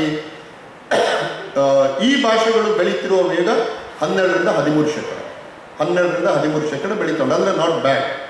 ಅವರ ಬೆಳವಣಿಗೆ, ಜನಸಂಖ್ಯೆಯ ಬೆಳವಣಿಗೆ, ಭಾಷೆಯ ಬೆಳವಣಿಗೆ ಮತ್ತು ಕಳೆದ 40 ವರ್ಷಗಳ ಚಾರ್ಟ್ ಹಾಕಿದರೆ ಅದು ಒಂದೇ ಥರ ಮೇಲೆ ಹೋಗ್ತಾ ಇದೆ. ಕನ್ನಡ ಅಷ್ಟು ವೇಗದಲ್ಲಿ ಬೆಳೀತಾ ಇದೆ. ಅದು ಬೆಳೀತಾ ಇರೋದು 3.7%. ಇಡೀ ಭಾರತೀಯ ಭಾಷೆಯಲ್ಲಿ ಅತಿ ಕಡಿಮೆ ವೇಗದಲ್ಲಿ ಬೆಳೀತಿರುವ ಭಾಷೆ ಕನ್ನಡ ಭಾಷೆ. ಇದೇ ವೇಗದಲ್ಲಿ ಹೋದರೆ ಮುಂದಿನ 50-100 ವರ್ಷದಲ್ಲಿ ಕನ್ನಡ ಬರವಣಿಗೆಯ ಭಾಷೆಯಾಗಿ ಉಳಿಯುವ ಸಾಧ್ಯತೆಗಳು ಭಾಳ ಕಮ್ಮಿ. ಅದು ಮಾತನಾಡುವ ಭಾಷೆಯಾಗಿ ಮಾತ್ರ ಉಳಿತದೆ. ಯಾಕಂದರೆ ಇವತ್ತು ಕನ್ನಡ ಶಾಲೆಗಳಿಗೆ ಯಾರು ಮಕ್ಕಳನ್ನು ಕಳಿಸ್ತಾರೆ? ಕಾರಣ 1439 ಕನ್ನಡ ಶಾಲೆಗಳು ಮುಚ್ಚುವುದು. ನಮ್ಮ ಮಧು ಬಂಗಾರಪ್ಪನವರ ಹತ್ರ ನಾನು ಮೊನ್ನೆ ಕೇಳಿದೆ, ಏನು ಸರ್ ಇದು, ನೀವು ಶಾಲೆಗಳಿಗೆ 45,000 ಶಾಲೆಗಳಿಗೆ 55,000 ಟೀಚರ್ಸ್ಗಳು ಬೇಕು, ಮಾಡ್ತಾ ಇಲ್ಲ ಅಂದರೆ ಅದು ಗೆಸ್ಟ್ ಲೆಕ್ಚರ್ಸ್ ತಗೊಳ್ತೀನಿ, ಹಾಗೆ ಮಾಡ್ತೀನಿ, ಹೀಗೆ ಮಾಡ್ತೀನಿ. ನಮಗೆ ಸರ್ಕಾರಿ ಶಾಲೆ ಉಳಿಬೇಕಾದ್ರೆ ನಾವು ಇಂಗ್ಲೀಷ್ ಮೀಡಿಯಂ ಶುರು ಮಾಡಬೇಕು ಅಂತ ಇಂಗ್ಲೀಷ್ ಮೀಡಿಯಂ ಶುರು ಮಾಡಿದ್ರು. ಇಂಗ್ಲೀಷ್ ಮೀಡಿಯಂ ಶುರು ಮಾಡಿದ ಕೂಡಲೇ ಕನ್ನಡ ಶಾಲೆಗಳು 400 ಶಾಲೆಗಳು ಮುಚ್ಚೋದು. ಸೊ ಕನ್ನಡ ಶಾಲೆಗಳು ಯಾರಿಗೆ ಬೇಡ? ನಮ್ಮಲ್ಲಿ 65% ಕರ್ನಾಟಕದ ಕನ್ನಡಿಗರು ಇವತ್ತು ತಮ್ಮ ಮಕ್ಕಳು ಇಂಗ್ಲೀಷ್ ಶಾಲೆಯಲ್ಲಿ ಓದಬೇಕು ಅಂತ ಇಷ್ಟಪಡ್ತಾರೆ. ಯಾಕಂದರೆ ಇಂಗ್ಲೀಷ್ ಅನ್ನದ ಪ್ರಶ್ನೆ, ಇಂಗ್ಲೀಷ್ ಓದಿದರೆ ಅವನು ಬೇರೆ ಬೇರೆ ಉದ್ಯೋಗಗಳಿಗೆ ಹೋಗ್ತಾನೆ, ಈ ಥರದ ಕಲ್ಪನೆಗಳೆಲ್ಲ ಇವೆ. ಸರಿಯೋ ತಪ್ಪ ಎನ್ನುವುದಕ್ಕಿಂತ ಇದೇ ಅದು. ಹಾಗಾಗಿ ಇಂಥ ಒಂದು ಸಂದರ್ಭದಲ್ಲಿ ಕನ್ನಡ ಇಡೀ ಭಾರತೀಯ ಭಾಷೆಯಲ್ಲಿ ಕಡಿಮೆ ವೇಗದಲ್ಲಿ ಬೆಳೀತಿರುವಂಥ ಭಾಷೆ ಕನ್ನಡ. ಇದು ನನ್ನಂಥವನಿಗೆ, ಪ್ರಾಧಿಕಾರದಲ್ಲಿ ಕೆಲಸ ಮಾಡೋರಿಗೆ ಭಾಳ ದೊಡ್ಡ ಚಾಲೆಂಜ್. ನಾವು ಪ್ರವಾಹದ ವಿರುದ್ಧ ಎಷ್ಟು ಈಜಬಹುದು. ನೀವು ಯಾರಿಗೋಸ್ಕರ ಕನ್ನಡ ಶಾಲೆಗಳನ್ನು ಕಟ್ಟುತ್ತೀರಿ? ಬರುವವರಿಲ್ಲ ನಿಮಗೆ. ಅಥವಾ 45,000 ಶಾಲೆಗಳಿಗೆ 55,000 ಟೀಚರ್ಗಳನ್ನು ನೇಮಕ ಮಾಡುವ ಶಕ್ತಿ ಕರ್ನಾಟಕ ಸರ್ಕಾರಕ್ಕಾಗಲಿ ಕೇಂದ್ರ ಸರ್ಕಾರಕ್ಕಾಗಲಿ ಇದೆಯಾ? ಮೈಸೂರು ಯೂನಿವರ್ಸಿಟಿಲಿ 700 ಪೋಸ್ಟ್ ಖಾಲಿ ಇದೆ. ಕತ್ತಲು ಬೆಳಗಾಗುವಾಗ ಶುರು ಆದ್ದಲ್ಲ, ಅದು ಎಷ್ಟೋ ವರ್ಷದಿಂದ ರಿಟೈರ್ಡ್ ಆದಾಗ ಹಾಗೆ ಬಿಟ್ಟರು. ಅದನ್ನು ಅಕ್ಯುಮುಲೇಟ್ ಮಾಡಿದ್ರು. ಜಾಗದಲ್ಲಿ ಅತಿಥಿ ಉಪನ್ಯಾಸಕರನ್ನು ನೀವು ಪರ್ಮನೆಂಟ್ ಮಾಡಿದರೆ 1.5 ಲಕ್ಷ ಕೊಡಬೇಕು.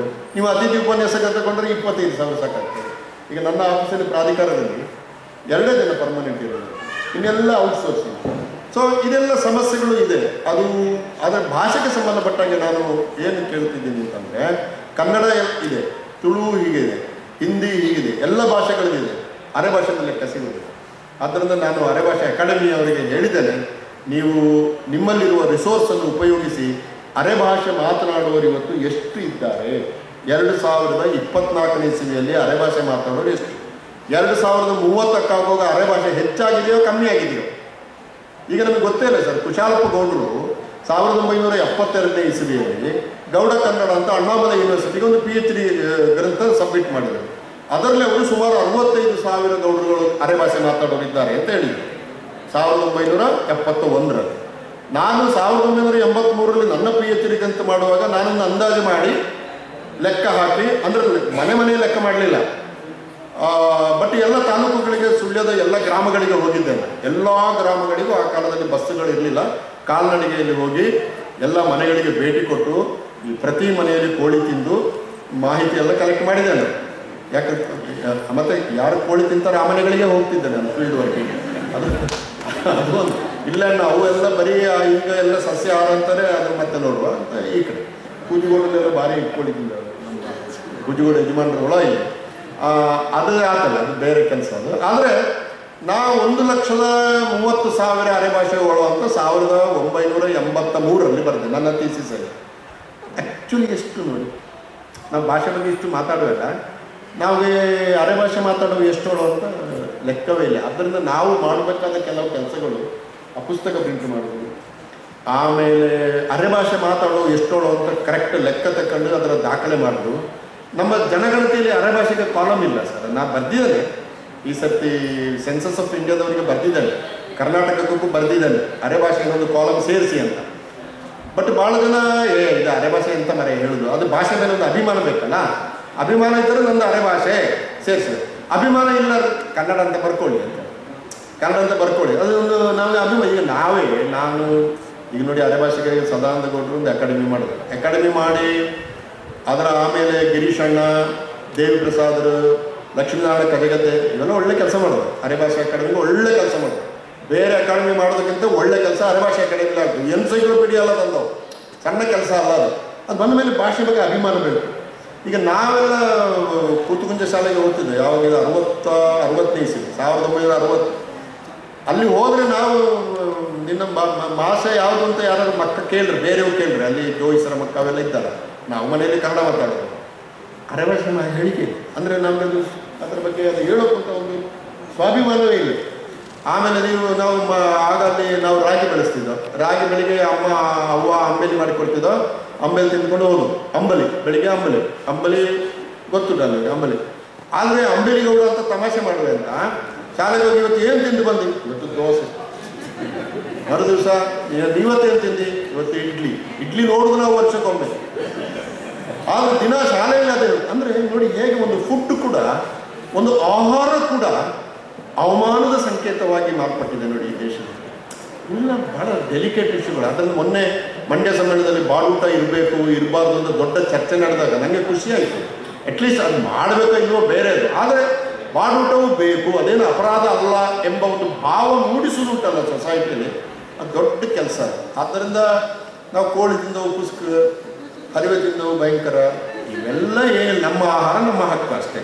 ನಮ್ಮ ಆಹಾರ ನಮ್ಮ ಹಕ್ಕು. ಆದರೆ ನಮಗೆ ಅಂಥ ಒಂದು ಪರಿಸ್ಥಿತಿ ಇರಲಿಲ್ಲ. ಈ ಅಕಾಡೆಮಿ ಬಂದ ಮೇಲೆ ಇವೆಲ್ಲ ಬದಲಾಗಿ ನಮಗೊಂದು ಸ್ವಾಭಿಮಾನ ಬೆಳೆದು, ಭಾಷೆ ಬಗ್ಗೆ ಸ್ವಾಭಿಮಾನ ಬೆಳೆದು. ಇಂದು ನಾನು ವಿಧಾನಸೌಧದಲ್ಲಿ ಅರೆಭಾಷೆ ಬಗ್ಗೆ ಮಾತಾಡ್ತೀನಿ, ನನಗೆ ಏನು ಸಂಕೋಚ ಇಲ್ಲ. ಕೊಲಂಬಿಯಾ ಯೂನಿವರ್ಸಿಟಿಯಲ್ಲಿ ಸೌತ್ ಏಷ್ಯನ್ ಲ್ಯಾಂಗ್ವೇಜಸ್ ಮೇಲೆ ಒಂದು ಕಾನ್ಫರೆನ್ಸ್ ಇತ್ತು. ನಾನು ಅರೆಭಾಷೆ ಮೇಲೆ ಪೇಪರ್ ಓದಿದ್ದೆ, ಅರೆಭಾಷೆ ಮೇಲೆ ಕೊಲಂಬಿಯಾ ಯೂನಿವರ್ಸಿಟಿಲಿ ಓದಿದ್ದೆ.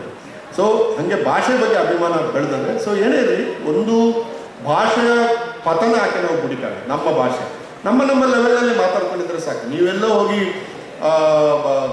ಮೆಜೆಸ್ಟಿಕ್ ಬಸ್ ಸ್ಟ್ಯಾಂಡಲ್ಲಿ ತರಕಾರಿ ಮಾರೋರೊಟ್ಟಿಗೆ ಅರೆಭಾಷೆ ಮಾತಾಡೋದು ಅಂತಿಲ್ಲ. ಆದರೆ ಮನೆಗೆ ಬಂದ ಮೇಲೆ ಎಂತ ಮಾರೈತಿ, ಉಪ್ಪು ಕಮ್ಮಿ ಆಗುತ್ತೆ, ನಿನ್ನ ಕರ್ಮ ನಿಂಗೆ ಉಪ್ಪು ಹಾಕಿ ಆಗಲಿ ನಿಮಗೆ ಅಂತ ಜಗಳ ಅರೆಭಾಷೆಯಲ್ಲಿ ಮಾಡಿಕೊಂಡು ಅಷ್ಟೇ. ಜಗಳ ಅರೆಭಾಷೆ ಮಾತ್ರ ತುಳುವಲ್ಲಿ ಮಾಡಿ ಸಮುದಾಯಗಳು ಸಾಯ್ತಾ ಇದ್ದಾರೆ. ಅದೀಗ ನಮ್ಮ ಸಮುದಾಯದ ಬಗ್ಗೆ ನಮಗೆ ಸ್ಪಷ್ಟ ಚಿತ್ರ ಇಲ್ಲ. ಸಮುದಾಯ ನೋಡಿ, ಮೈಸೂರು ಮೊನ್ನೆ ಒಂದು ರಿಪೋರ್ಟ್ ಬಂತು, ಮೈಸೂರಿನ ಸುತ್ತಮುತ್ತ 18 ಟ್ರೈಬ್ಸ್ ಕೊಲ್ಯಾಪ್ಸ್ ಆಗ್ತದೆ. ಚೆಂಚುಗಳು, ಇರುಳರು, ಪಣಿಯರು ಎಲ್ಲ ನಾಶ ಆಗ್ತದೆ.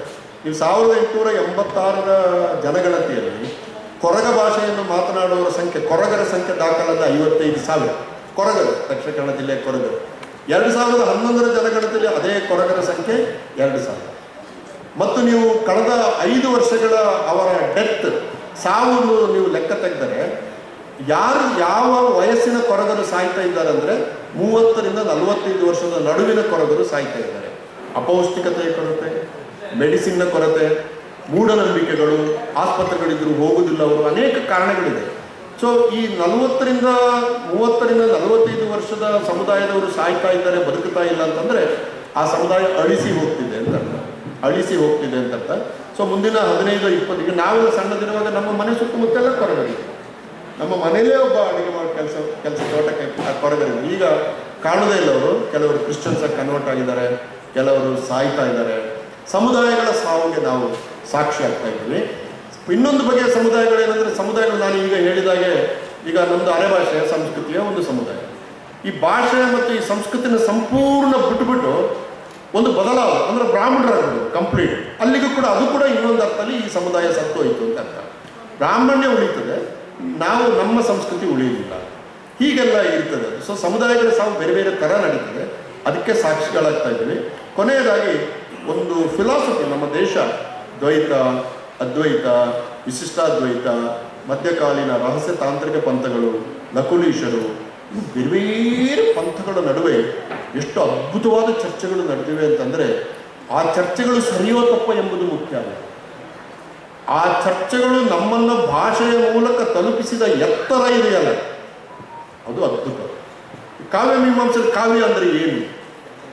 ನಾನೊಂದು ಪದ್ಯ ಓದುವಾಗ ಪದ್ಯದ ಅರ್ಥ, ಅಥವಾ ನಾನೊಂದು ಪದ ಹೇಳಿದೆ, ಯಾವುದೋ ಒಂದು ಪದ ಹೇಳಿದೆ, ಬೆಂಗಳೂರು ಅಂತ ಹೇಳಿದಾಗ ನಮ್ಮ ಎಲ್ಲರ ತಲೆಯಲ್ಲಿ ಬೆಂಗಳೂರಿನ ಒಂದು ಚಿತ್ರ ಬರ್ತದೆ. ಹೆಂಗೆ ಬರ್ತದೆ ಅದು? ಹೇಗೆ ಬೆಂಗಳೂರು ಎಂಬ ಒಂದು ಪದ ಬೆಂಗಳೂರಿನ ಚಿತ್ರವನ್ನು ನಮ್ಮ ಮನಸ್ಸಿನಲ್ಲಿ ಮೂಡಿಸ್ತದೆ, ಮತ್ತು ಯಾವಾಗ ಮೂಡಿಸ್ತದೆ ಅದು? ಬೆಂ ಅಂದಾಗ ಮೂಡಿಸುತ್ತಾ?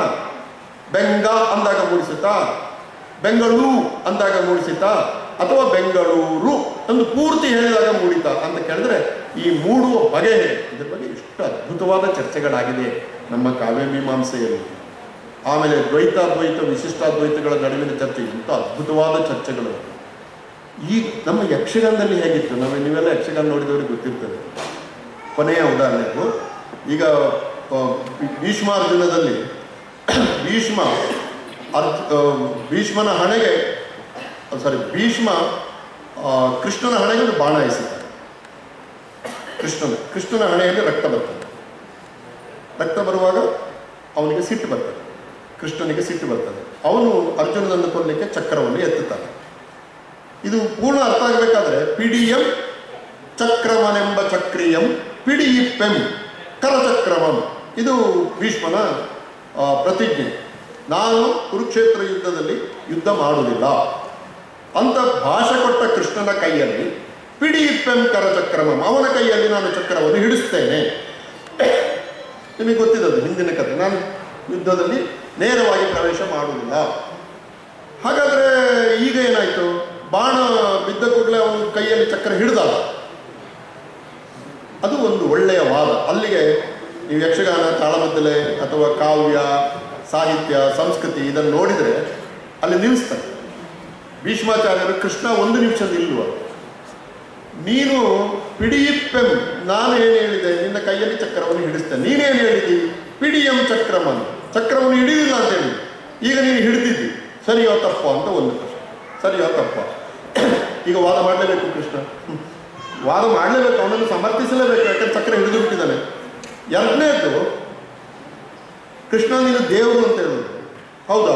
ಹೌದು, ನಾನು ದೇವರ ದೇವ, ಮಮ ಪ್ರಾಣಾಹಿ ಪಾಂಡವ, ನನ್ನ ಪಾಂಡವರನ್ನು ನನ್ನ ಪ್ರಾಣನಾಗಿ ನೋಡ್ತೇನೆ, ನಾನು ದೇವರು. ಅಲ್ಲಯ್ಯ, ನೀನು ದೇವರಾದರೆ, ನೀನು ದೇವರೇ ಹೌದಾದರೆ ಈ ಕುದುರೆ ಹಿಡ್ಕೊಂಡು ನಿನಗೆ ಈ ರಥ ಮುಂದುವರಿಸಿಕೊಳ್ಳುವ ಕರ್ಮ ಯಾಕೆ? ನಿನಗೆ ಕರ್ಮ ಯಾಕೆ? ಇದು ಇನ್ನೊಂದು ಪ್ರಶ್ನೆ, ಕರ್ಮ. ಆಗ ಅವ ಏನು ಹೇಳ್ತಾನೆ, ನಿನ್ನಂಥವ್ರಿಗೆ ಬುದ್ಧಿ ಕಲಿಸ್ಲಿಕ್ಕೆ ನಾನು ಕರ್ಮ ಈ ಕೆಲಸವನ್ನು ಹಿಡ್ಕೊಂಡು ಬರ್ತೇನೆ. ಭೀಷ್ಮ ಮತ್ತೆ ಕೇಳ್ತಾನೆ, ಹಾಗಾದರೆ ಕರ್ಮ ಎಂಬುದು ಭಗವಂತನಿಗೆ ಉಂಟೋ ಇಲ್ಲವೋ? ನೀವು ಕರ್ಮಾತೀತರೋ ಕರ್ಮ ಬಂಧುವ? ಕರ್ಮ ಬಂಧ ನಮಗೆಲ್ಲ ಇದೆ ಅಂದರೆ ನಮ್ಮ ಹಂಗೆ ಹೇಳ್ತಾರೆ, ನೀವು ದೇವರಾಗೋದು, ನೀನು ದೇವರಾಗೋದು. ಕರ್ಮ ನಿನ್ನ ನಮ್ಮ ಕರ್ಮ ಅಂತ ಹೇಳ್ತೀವಲ್ಲ ನಾವು, ನಾವೇನಾದ್ರು ಬಿದ್ದರೆ ಎದ್ರೆ ನನ್ನ ಕರ್ಮ ಏನು ಕರ್ಮ, ಅದು ನಮ್ಮ ಕರ್ಮ, ನಾವು ಮಾಡಿಕೊಳ್ತೇವೆ.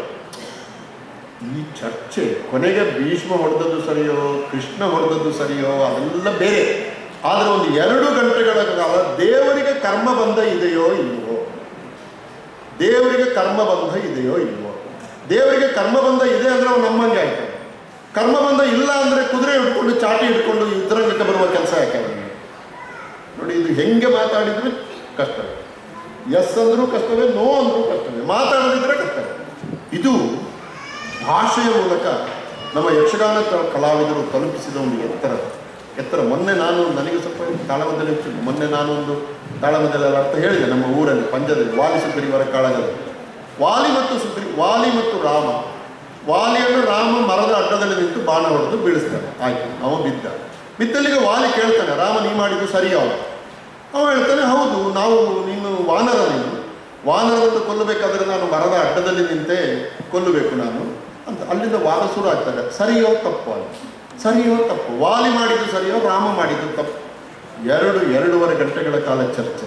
ಕೊನೆಗೆ ವಾಲಿ ಸಾಯ್ತಾನೆ, ರಾಮ ಗೆಲ್ತಾನೆ, ಮಂಗಳ ಆಗ್ತದೆ. ಅದೊಂದು ಸಣ್ಣ ಘಟನೆ. ಆದರೆ 2 ಗಂಟೆಗಳ ಕಾಲ ವಾಲಿ ಸರಿಯೋ ರಾಮ ಸರಿಯೋ ಅಂತ ನಡೆಸಿದ ಚರ್ಚೆ ಉಂಟಲ್ಲ, ಆ ಚರ್ಚೆ ನಮ್ಮನ್ನು ತಲುಪಿಸುವ ಎತ್ತರ ಇದೆಯಲ್ಲ, ಇದು ಬೌದ್ಧಿಕ ಎತ್ತರ. ಈ ಬೌದ್ಧಿಕ ಎತ್ತರವನ್ನು ಭಾಷೆಯ ಮೂಲಕ ನಾವು ತಲುಪದೇ ಹೋದರೆ ನಾವು ಹುಲುಮಾನವರಾಗಿ ನಮಗೇನು ಅರ್ಥ ಆಗಲ್ಲ. ಅದರಿಂದ ನಿನ್ನೆ ನಾನು ಕೀರ್ತಿನಾಥ ಕೃತಕೊಟ್ಟೆಯವರದೊಂದು ಓದ್ತಾ ಇದ್ದೆ, ಅಶ್ವಮೇಧದ ಕುದುರೆ ಬಗ್ಗೆ. ಅಶ್ವಮೇಧ ಪಾಂಡವರು ಎಲ್ಲ ಯುದ್ಧ ಆದ ಮೇಲೆ ಅಶ್ವಮೇಧದ ಕುದುರೆ. ಆ ಅಶ್ವಮೇಧದ ಕುದುರೆಯನ್ನು ಯಾರು ಕಟ್ಟುತ್ತಾರೆ? ಯವನಾಶ್ವ, ಸುಧನ್ವ, ತಾಮ್ರಧ್ವಜ, ಮಯೂರವರ್ಮ ಅವರೆಲ್ಲರೂ ಸಾಯ್ತಾರೆ. ಮತ್ತು ಸಾಯಲಿಕ್ಕೆ ಮೊದಲು ಅವರಿಗೆ ಕೃಷ್ಣ ದರ್ಶನ ಆಗ್ತದೆ.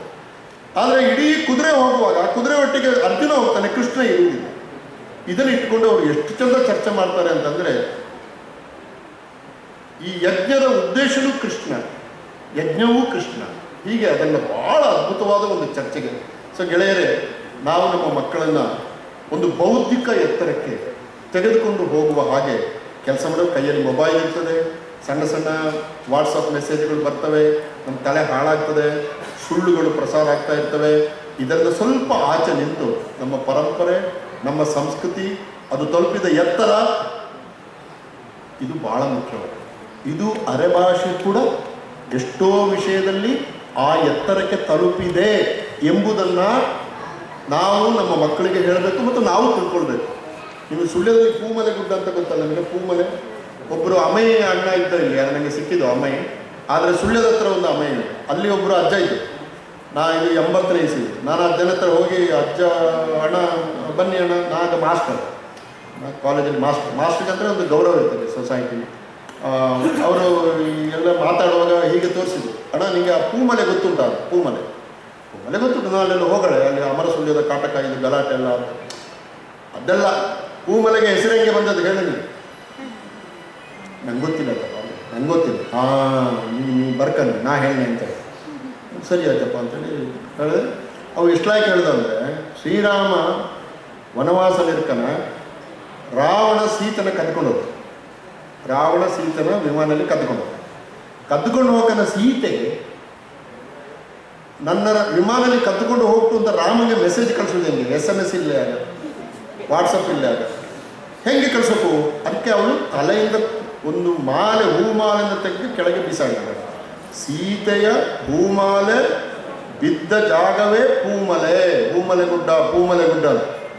ಎಂಥ ಬ್ಯೂಟಿಫುಲ್ ಆದ ನೆರೇಷನ್ ನೋಡಿ, ಅರೆ ಭಾಷೆಯಲ್ಲಿ ಸಾಧ್ಯ ಆಗ್ತದೆ. ಅಂದರೆ ಸುಳ್ಯದ ಒಂದು ಪೂಮಲೆಗೂ ರಾಮಾಯಣಕ್ಕೂ ಸಂಬಂಧ ಇದೆ ಎಂಬ ಒಂದು ಕಲ್ಪನೆ ಉಂಟಲ್ಲ, ದಟ್ಸ್ ಗ್ರೇಟೆಸ್ಟ್ ಥಿಂಕಿಂಗ್. ನಾವು ಅದು ಬಿಡಿಕಾಗಲ್ಲ ನಾವು. ಅದು ಬೇರೆ, ಯಾವುದು ಅಯೋಧ್ಯೆ, ಅದು ಆ ಪಾಲಿಟಿಕ್ಸ್ ಬೇರೆ, ನಾ ಅದಕ್ಕೆ ಬಾಗಲು. ಆದರೆ ನಮ್ಮ ಊರಿನಲ್ಲಿ ರಾಮನ ಹೆಂಡತಿ ಸೀತೆ, ಅಲ್ಲಿ ಒಂದು ಪೂಮಲೆ ಹತ್ರ ಸೀತೆ ಹಾಕಿ ಅಂತ ಉಂಟು. ನನ್ನ ಊರು ಬೈಲಿನ ನನ್ನ ಫ್ರೆಂಡ್ ಒಬ್ಬ ಅಲ್ಲೆಲ್ಲ ಹೋಗ್ತಾನೆ ಹೇಳ್ತಿದ್ದ, ಅಣ್ಣ ಇದು ಸೀತೆ ಹಾಕಿ ಹೆಸರು ಲಾಯ್ಕುಟ್ಟಿ ಅಂತ. ಇದು ಹೆಂಗೆ ಹೆಸರು ಬಂದದ್ದು ಹೇಳಿ? ನಂಗೆ ಗೊತ್ತಿಲ್ಲ ಅಂತ ಹೇಳಿದೆ. ಕಾಡಲ್ಲಿ ಸೀತೆ ಒಬ್ಬಳೆ ಕುತ್ಕೊಂಡಿರ್ಕನ, ಈ ಹಕ್ಕಿ ಬಂದು ಹಾಡು ಹೇಳೋದು ಸೀತೆಗೆ. ಹಾಗೆ ಸೀತೆಗೆ ಖುಷಿಯಾಗಿ ನನ್ನ ಹೆಸರು ಹಿಂಗೆ ಇರಲಿ ಅಂತ ಹೇಳಿ ಹೋಗ್ತು. ಎಷ್ಟು ಬ್ಯೂಟಿಫುಲ್. ಇವೆಲ್ಲ ಅರೆಭಾಷೆಯಲ್ಲಿ ಕೂಡ ಆದ್ದರಿಂದ ನಾವು ನಮ್ಮ ಭಾಷೆನ ಸಹಾಯಕ್ಕೆ ಕೊಡೋದು ಬೇಡ. ನಮ್ಮ ಸಂಸ್ಕೃತಿಯ ಮೂಲ ನೆಲೆಗಳನ್ನು ಸರಿಯಾಗಿ ಅರ್ಥ ಮಾಡಿಕೊಂಡು ಅಲ್ಲಿಯೇ ಅಂಟಿಕೊಳ್ಳದೆ ಅದರ ಆಚೆಗೆ ಜಿಗಿಯುವ ಪ್ರಯತ್ನವನ್ನು ಮಾಡೋಣ. ಮತ್ತು ಹೈಲಿ ಫಿಲಾಸಫಿಕಲ್ ಆದಂಥ ಲೆವೆಲ್ಗೆ ನಮ್ಮ ಮಕ್ಕಳು ತೆಗೆದುಕೊಂಡು ಹೋಗೋದಕ್ಕೆ ನಾವೆಲ್ಲರೂ ಕೆಲಸ ಮಾಡೋಣ ಅಂತ ಹೇಳಿ ಇಷ್ಟು ಮಾತಾಡಲಿಕ್ಕೆ ಅವಕಾಶ ಕೊಟ್ಟ ನೀವೆಲ್ಲರೂ ನನ್ನ ಕೃತಜ್ಞತೆ.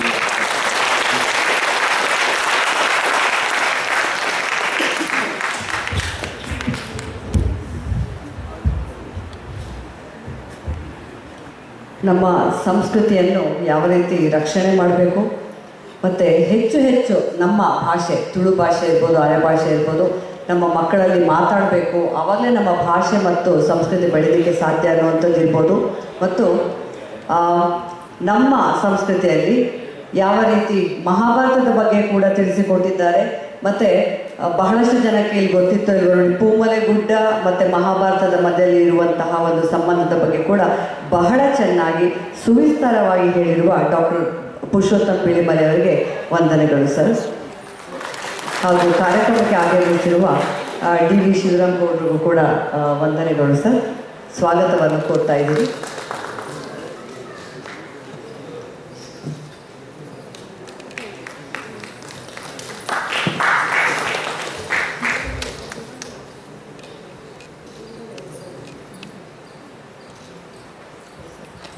ಈಗ ಶಿವಾನಿ ನಂದಿಲ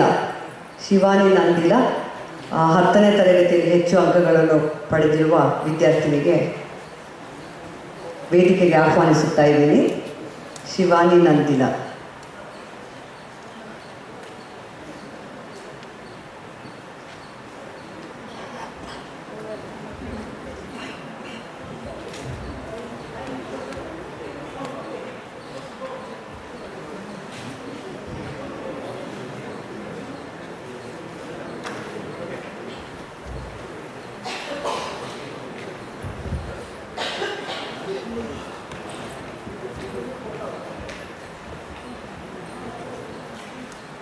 ಶಿವಾನಿ ಅವರಿಗೆ all the very best.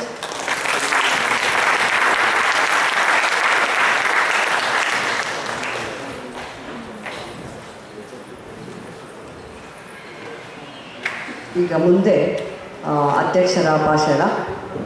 Mostly ಅಧ್ಯಕ್ಷರ ಬಗ್ಗೆ ಹೇಳಬೇಕಂದ್ರೆ the most humble person we have ever seen on earth ಅಂತ ಹೇಳ್ಬೋದು. ನನಗಂತೂ ಎಷ್ಟು ಅಂತ ಹೇಳಿದ್ರೆ ಮೋಸ್ಟ್ಲಿ ಅಣ್ಣ ಬಂದಾಗಲೇ ಹೇಳ್ತಿದ್ದ, ನಾನು 16 ದಿನ ಇದ್ದಾಗ, ನಾನು ಕರ್ನಾಟಕ ನಾಗಪ್ಪಗೌಡರ ಮಗಳು, ನಮ್ಮನೆಗೆ ಅಣ್ಣ ಫಸ್ಟ್ ಬಂದಿದ್ದು ಬೆಂಗಳೂರು ಬಂದಾಗ. ಅಣ್ಣ ಇರ್ಬೋದು, ಕರ್ನಾಟಕ ಗಂಗಾಧರ್ ಗೌಡ್ರು ಇರ್ಬೋದು, ಚಿಕ್ಕಪ್ಪ ನಮ್ಮನೆಗೆ ಬಂದಾಗ ನನಗೆ 16 ದಿನ ಇತ್ತು ಅಂತ. ಅದು ಕೂಡ ನನಗೆ ಬಹಳ ಚೆನ್ನಾಗಿ ನಾನು ನೆನಪಿರುವಂಥದ್ದು. ಇನ್ನೊಂದೇನು ಅಂತ ಹೇಳಿದ್ರೆ, ನನಗೆ 8ನ ಬರೆಯೋದಕ್ಕೆ ಅಭ್ಯಾಸ ಮಾಡಿಸಿದ್ದು ಕೂಡ ಅಣ್ಣ. ಕಿವಿನ ಚೆನ್ನಾಗಿ ಹಿಂಡ್ಬಿಟ್ಟು ಅಭ್ಯಾಸ ಮಾಡಿಸಿ ಹೇಳ್ಬಿಟ್ಟಿದ್ದ ಅಣ್ಣ. ಮತ್ತು ಬಹಳಷ್ಟು ಜನರಿಗೆ ಕೂಡ like is like god father ಅಂತ ಹೇಳಿದ್ರು ಕೂಡ ತಪ್ಪಾಗೋದಿಲ್ಲ. ಎಲ್ರಿಗೂ ಗೊತ್ತಿರ್ಬೋದು, ಈ ಒಂದು ಸಭೆಯಲ್ಲಿ ನನಗೂ ಕೂಡ ಸನ್ಮಾನ ಆಗಿತ್ತು. ಗೌಡ ಜನಾಂಗದಲ್ಲಿ ಮೊದಲನೇ ಕಾನೂನು ಇದರ ವಿಷಯದಲ್ಲಿ PhD ಪದವಿನ ನಾನು ಪಡೆದಿದ್ದೀನಿ. ಅವತ್ತು ಕೂಡ ನನ್ನ PhD ಥೀಸಿಸಲ್ಲಿ ಕೂಡ ಅದು ವಿಶೇಷವಾಗಿ ಅಣ್ಣಂಗೆ ನಾನು ಗೌರವಪೂರ್ವಕವಾಗಿ ಥ್ಯಾಂಕ್ಸ್ ಗಿವಿಂಗ್ ಕೂಡ ನನಗೆ ಹೇಳಿದ್ದೀನಿ, like is my god father ಅಂತ ಅಂದ್ಬಿಟ್ಟು. ಸೊ ಅಧ್ಯಕ್ಷರ ಅಣ್ಣ ಓಂ ಪ್ರಕಾಶ್ ಅಣ್ಣ ಈ ಒಂದು ಅಧ್ಯಕ್ಷ ಆಗಿರುವಂಥದ್ದು ನಮ್ಮೆಲ್ಲರಿಗೂ ಒಂದು ಹೆಮ್ಮೆಯ ಸಂಗತಿ. ಅವರಿಗೆ ಕೊಡ್ತಾ ಇದ್ದೀನಿ.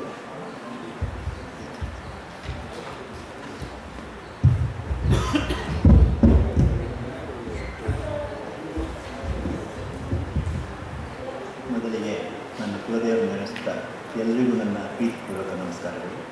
ನಮ್ಮ ದಕ್ಷಿಣ ಕನ್ನಡ ಗೌಡ ಕ್ಷೇಮ ಸಂಘದ ವತಿಯಿಂದ ಈ ದಿನ ಬಂಧು ಬಾಂಧವರ ಸಮ್ಮೇಳನ ಮತ್ತು ದೀಪಾವಳಿ ಹಬ್ಬದ ಆಚರಣೆ ಹಮ್ಮಿಕೊಂಡಿದ್ದೇವೆ. ಈ ಶುಭ ಸಂದರ್ಭದಲ್ಲಿ ನಮ್ಮ ಕೋರಿಕೆಯನ್ನು ಸ್ವೀಕರಿಸಿ ಅತ್ಯಂತ ನಾನಂದರೆ ನನ್ನ ಬಾಲ್ಯ ಅಂದರೆ ವಿದ್ಯಾರ್ಥಿ ಜೀವನದ ಸ್ನೇಹಿತರು ನಮ್ಮ ಡಾಕ್ಟರ್ ಪುರುಷೋತ್ತಮ ಎಷ್ಟು ಸಂತೋಷ ಹೇಳಿದೆ. ನಾನು ಹೋಗಿ ಹೇಳಿದೆ ಅಷ್ಟೇ, ಜಸ್ಟ್ ನೀವು ಬರಬೇಕು ಹೇಳಿ ನನ್ನ ಒಂದು ಕರೆಯನ್ನು ಒಪ್ಪಿ ಇದನ್ನು ಭಾಳ ಸಂತೋಷದಿಂದ ನನಗೆ ಯಾವುದು ಇನ್ವಿಟೇಷನ್ ಕೊಡೋದು ಬೇಡ, ಯಾವುದು ಬೇಡ, ನನಗೊಂದು ಲೊಕೇಶನ್ ಕಳಿಸಿಬಿಡು ಅಂತ ಹೇಳಿದರು. ಆ ಆಧಾರದ ಮೇಲೆ ಅವರು ಬಂದು ನಮ್ಮ ಅತ್ಯಂತ ಪ್ರೀತಿಪೂರ್ವಕವಾಗಿ ಭಾಗವಹಿಸಿ ಡಾಕ್ಟರ್ ಪುರುಷೋತ್ತಮ ಅವರೇ, ಅಲ್ಲದೆ ನಮ್ಮ ಸಂಘದ ಅಧ್ಯಕ್ಷರಾಗಿ ತಮ್ಮದೇ ಆದ ರೀತಿಯಲ್ಲಿ ಕೊಡುಗೆಯನ್ನು ನೀಡಿ ಈ ವಿಶೇಷ ಆಹ್ವಾನ ನಮ್ಮೊಂದಿಗಿರುವಂತಹ DV ಶಿವರಾಮರವರೇ, ಅದೇ ರೀತಿ ಶ್ರೀ ನಳಿನಾಕ್ಷಗೌಡರವರೇ, ಅಲ್ಲದೆ ಸಂಘ ಬೆಳೆಯಬೇಕು ಎಂದು ಆಸಕ್ತಿ ತೋರಿಸಿ ಹೆಚ್ಚಿನ ಕೊಡುಗೆಯನ್ನು ನೀಡಿ ಹಾಗೂ ಇನ್ನೂ ಬೆಂಬಲವನ್ನು ವಿಶೇಷ ಆಹ್ವಾನಿತರಾಗಿ ಸೇರಿಸಿದ ತೇಜಕುಮಾರ್ ಅವರೇ, ಈ ತಮ್ಮ ಕರ್ತವ್ಯ ನಿವೃತ್ತಿ ಹೊಂದಿದ ನಂತರ ಸದಾ ಸಂಘದ ಏಳಿಗೆಗೆ ಶ್ರಮಿಸುತ್ತಿರುವ ಸಂಘದ ಉಪಾಧ್ಯಕ್ಷರಾದ B ನಾರಾಯಣರವರೇ, ಅಲ್ಲದೆ ಸದರಿ ಕಾರ್ಯಶೀಲರಾಗಿ ನಮ್ಮ ಸಂಘದ ಕಾರ್ಯದರ್ಶಿಯಾದ ಶ್ರೀ ಸಂದೀಪ್ರವರೇ. ನಾನು ಎಲ್ಲರೂ ಹೆಸರು ಹೇಳಬೇಕು, ಯಾಕೆ ಹೇಳಿದರೆ ನನ್ನೊಂದಿಗಿಂತ ಅವರು ಮಾತ್ರ.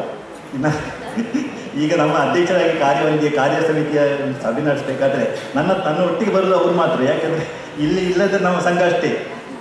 ಹಾಗೆ ನಾನು ಎಲ್ಲರ ಹೆಸರು ಹೇಳ್ತೇನೆ.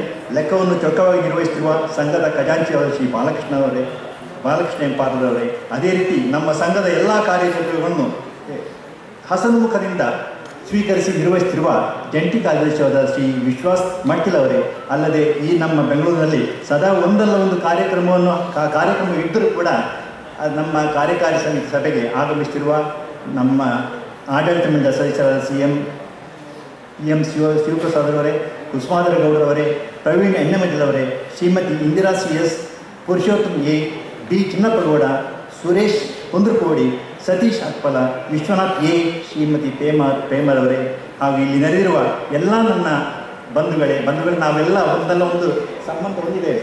ಎಲ್ಲರೂ ನೋಡಿದರೆ ಎಲ್ಲರೂ ನಾವು ನೆಂಟರೆ. ಇಲ್ಲಿ ನಾನು ಒಂದು ವಿಶೇಷವನ್ನು ತಮ್ಮೆಲ್ಲರ ಗಮನಕ್ಕೆ ತರಬಯಸಿತೆಂದರೆ, ನಾನು ಮತ್ತೊಮ್ಮೆ ಡಾಕ್ಟರ್ ಪುರುಷೋತ್ತಮ ಅವರು ಸಾಧಾರಣ 8ನೇ ತರಗತಿ PUC ವರೆಗೆ ನಾವು ಒಟ್ಟಿಗೆ ಓದಿದ್ದು. ಈ ಸಂದರ್ಭದಲ್ಲಿ ನಮಗೆ ಗುರುಗಳಾಗಿದ್ದವರು B ನಳಿನಾಕ್ಷಗೌಡರು. ಅಲ್ಲದೆ ಈ ಸಂದರ್ಭದಲ್ಲಿ ಎಷ್ಟು ಸಂತೋಷದ ಒಂದು ಸಮಯ ಅಂತ ಹೇಳಿದರೆ, ಈಗ ನಾವಿಬ್ಬರು ವಿಧಾನಸೌಧದ ಅವರು 2ನೇ ಮಾಡಿದ್ದಾರೆ, ನಾನು ಮೊದಲೇ ಮಾಡಿ ಸೇವೆ. ಇದು ಕೂಡ ಒಂದು ನನ್ನ ಸಂತೋಷದ ವಿಷಯ. ಅವರು ಈಗ ಏನು ರಾಜ್ಯ ಸರ್ಕಾರ ವತಿಯಿಂದ ಸಂಪುಟ ದರ್ಜೆಯ ಸ್ಥಾನಮಾನ ಹೊಂದಿ ನಮ್ಮ ಸಮಾಜಕ್ಕೆ ಒಂದು ಗೌರವ ತಂದು ಕೊಟ್ಟಂತಹ ಸ್ಥಾನದಲ್ಲಿದ್ದಾರೆ. ಅವರು ಈ ಹಿಂದೆ ಜಸ್ಟಿಸ್ ನಾಗಮೋಹನ್ ದಾಸ್ ಅವರ ಸಮಿತಿ ಒಂದು ಮೀಸಲಾತಿ ಬಗ್ಗೆ ಒಂದು ಸಮಿತಿಯಲ್ಲಿದ್ದರು. ಆ ಸಂದರ್ಭದಲ್ಲಿ ಅವರು ಸದಸ್ಯರಾಗಿ ಸೇವೆ ಸಲ್ಲಿಸಿ ಕೂಡ ಒಂದು ವಿಶೇಷ.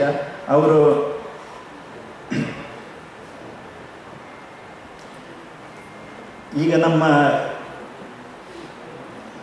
ಈ ಶುಭ ಸಂದರ್ಭದಲ್ಲಿ ನಾನು ಕೆಲವೊಂದು ವಿಷಯವನ್ನು ತಮ್ಮ ಗಮನ ತರಬಯಸ್ತೇನೆ. ಈಗ ನಮ್ಮಲ್ಲಿ ಸಂಘದ ನಮ್ಮ ಅಧ್ಯಕ್ಷರಾಗಿ ಈಗ ಮೊದಲನೇ ಅಧ್ಯಕ್ಷರಾಗಿದ್ದು KM ಶಿವರಾಮ್ ಅವರಾದ ಮೇಲೆ ಈಗ ನಮ್ಮೊಂದಿಗೆ ಇರೋದು ಬರೀ ಇಬ್ಬರು ಮಾತ್ರ. ಇನ್ನು ಕೆಲವರ ಹೆಸರು ನಾವು ಅವರಿಗೆ ಏನು ನಮ್ಮ ಒಂದು ಈ ಸಂಘ ಸ್ಥಾಪನೆಯಾದ ಮೇಲೆ ನಾವು ಅವ್ರನ್ನು ಒಂದು ಗುರುತಿಸಿ ಇದ್ದರೆ ಗುರುತಿಸುವ ಒಂದು ಕಾರ್ಯಕ್ರಮ ಆಗಬೇಕು. ಅದಕ್ಕೆಲ್ಲ ತಾವೆಲ್ಲ ಕೈ ಜೋಡಿಸ್ಬೇಕಂದ್ರೆ ನಮಗೊಂದು ನಿವೇಶನ ಹಂಚಿಕೆ ಆಗಿದೆ. ಆ ನಿವೇಶನ ನಮ್ಮ ಕೈ ಸೇರಿದರೆ ನಮ್ಮ ಎಲ್ಲರೂ ನಾವು ಗುರುತಿಸಬಹುದು. ಅದಕ್ಕೆ ಎಲ್ಲರೂ ನಮ್ಮ ಈ ಬಂಧು ಬಾಂಧವರಲ್ಲಿ ಸೇರಿ ತಮ್ಮದೇ ಆದ ಕೊಡುಗೆಯನ್ನು ನೀಡಿ ಆ ನಿವೇಶನ ಹೊಂದುವಾಗಿ ಮಾಡಬೇಕು ಅಂತ ಹೇಳ್ಬಿಟ್ಟು ನನ್ನ ಕೋರಿಕೆ. ಅಲ್ಲದೆ ನಮ್ಮ ಈ ಸಂದರ್ಭದಲ್ಲಿ ನಾನು ಮುಖ್ಯವಾಗಿ ನನ್ನ ಹಿರಿಯರಾದ ಡಾಕ್ಟರ್ ಮುದ್ದಪ್ಪ ಅವರು ಮತ್ತು ನಮ್ಮ ಹಿರಿಯ ಚೇತನರಾದ ಶ್ರೀ KR ಚಾಮಯ್ಯ ಅವರು ಕೊಡಗು ಮತ್ತು ದಕ್ಷಿಣ ಕನ್ನಡ ಗೌಡ ಸಮಾಜ ಸ್ಥಾಪನೆಗೊಳ್ಳಲಿಕ್ಕೆ ಹಾಗೂ ನಮ್ಮ Kempegowda rural housing cooperative society ಅದನ್ನು ಸ್ಥಾಪನೆ ಮಾಡಿದರು ಕೂಡ ಅವರೇ. ಆದರೆ ಅವರ ಹೆಸರು ನಮಗೆ ಎಲ್ಲೂ ಕಾಣ್ತಾ ಇಲ್ಲ. ಈಗ ನಮ್ಮ ದಿನಕರ್ ಗೌಡರು ನಮ್ಮ ಕೊಡಗು ಮತ್ತು ದಕ್ಷಿಣ ಕನ್ನಡ ಗೌಡ ಸಮಾಜದ ಅಧ್ಯಕ್ಷರಾಗಿದ್ದರು. ಅವರ ಹೆಸರು ನಾವೆಲ್ಲ ಕಾಣ್ತೀವ? ಇಲ್ಲ. ಅಂಥ ಒಂದು ಗುರುತಿಸುವ ಕಾರ್ಯಕ್ರಮ ನಮ್ಮಿಂದ ಆಗಬೇಕು. ಅಲ್ಲಿ ಅವರು ಏನು ಮಾಡ್ತಾರೆ ಗೊತ್ತಿಲ್ಲ. ಕೊಡಗು ಮತ್ತು ದಕ್ಷಿಣ ಕನ್ನಡ ಸಮಾಜದವರು ಅಲ್ಲಿ ಕೂಡ ನಮ್ಮ ಈ ಹಿರಿಯರು ತಮ್ಮದೇ ಆದ ಕೊಡುಗೆಯನ್ನು ನೀಡಿದ್ದಾರೆ. ಅವರನ್ನು ಗುರುತಿಸುವಂಥ ಕೆಲಸ ನಾವು ಮಾಡಬೇಕು ಅಂತ ಹೇಳಿಬಿಟ್ಟು ಅಲ್ಲದೆ ನನ್ನ ಒಂದು ಆಲೋಚನೆ ಅಂತ ಹೇಳಿದರೆ ನಾವು ಈಗ 2003ರಿಂದ ಯಾವುದೆಲ್ಲ ಕಮಿಟಿ ಸದಸ್ಯರಿದ್ರೆ ಅವರ ಹೆಸರನ್ನು ನಾವು ಹಾಕಬೇಕು. ಯಾಕೆಂದರೆ ಅವರು ನಮ್ಮ ಈಗ ನನಗೆ ಮೀಟಿಂಗ್ ಕರೆಯೋದ್ರಿಂದ ಗೊತ್ತಾಗುತ್ತೆ ಎಷ್ಟು ಕಷ್ಟದಿಂದ ಬರ್ತಾರೆ ಅಂತ ಹೇಳಿದರೆ ಈ ನಮ್ಮ ಜಯರಾಮನ್ ಹೇಳಿದಾಗೆ ಬೆಂಗಳೂರಲ್ಲಿ ನಾವು ಎಲ್ಲಿಯೋ ನಮ್ಮ ಪುರುಷೋತ್ತಮ ಇದಲ್ಲ ಅವರ ಒಂದು ವರ್ಕ್ಶಾಪ್ ಇದೆ, ಅಲ್ಲಿ ನಮ್ಮ ಸಭೆಯನ್ನು ಮಾಡ್ತಾ ಇದ್ದೀವಿ. ಹಾಗಾಗಿ ನಮ್ಮ ಇಂಥ ಪರಿಸ್ಥಿತಿಯಲ್ಲಿ ನಮ್ಮ ಸಭೆಗೆ ಎಲ್ಲ ಹೆಚ್ಚಿನವರೆಲ್ಲ ಬರ್ತಾರೆ. ಅಂಥ ಸಮಯವನ್ನು ಉಪಯೋಗಿಸಿ ನಮ್ಮ ಸಂಘಕ್ಕೆ ನಮ್ಮ ಏನು ಸೇವೆ ಸಲ್ಲಿಸಿದರೆ ಅವರ ಸೇವೆಯನ್ನು ನಾವು ಗುರುಸು ನಮ್ಮ ಆತ್ಮೀಯತೆ ಅಂತ ಹೇಳಿ ನನ್ನ ಈ ಸಂದರ್ಭದಲ್ಲಿ ತಮ್ಮೆಲ್ಲ ಗಮನಕ್ಕೆ ತರ ಬಯಸ್ತೀನಿ.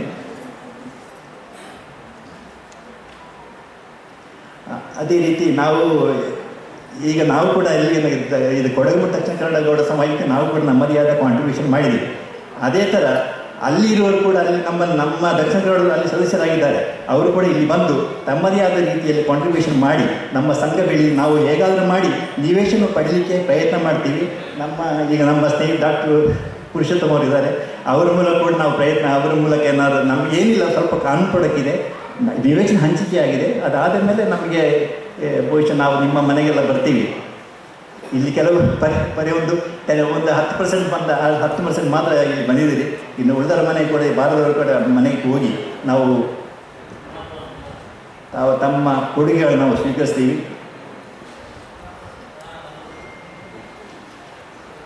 ನಾವು ಈಗಾಗಲೇ BDAಗೆ 14 ಲಕ್ಷ ಕಟ್ಟಿದ್ದೀವಿ. ಸುಮಾರು ಇನ್ನೊಂದು 20 ಲಕ್ಷ ನಾವು ಪಾವತಿ ಮಾಡಬೇಕಾಗಿದೆ. ಪಾವತಿ ಮಾಡಿದ ಮೇಲೆ ನಮ್ಮ ಹೆಸರಿಗೆ ಬಂದ ಮೇಲೆ ಮತ್ತು ನಾವು ಮುಂದಿನ ಕಾರ್ಯಕ್ರಮಗಳನ್ನು ಹಮ್ಮಿಕೊಳ್ಬೇಕು.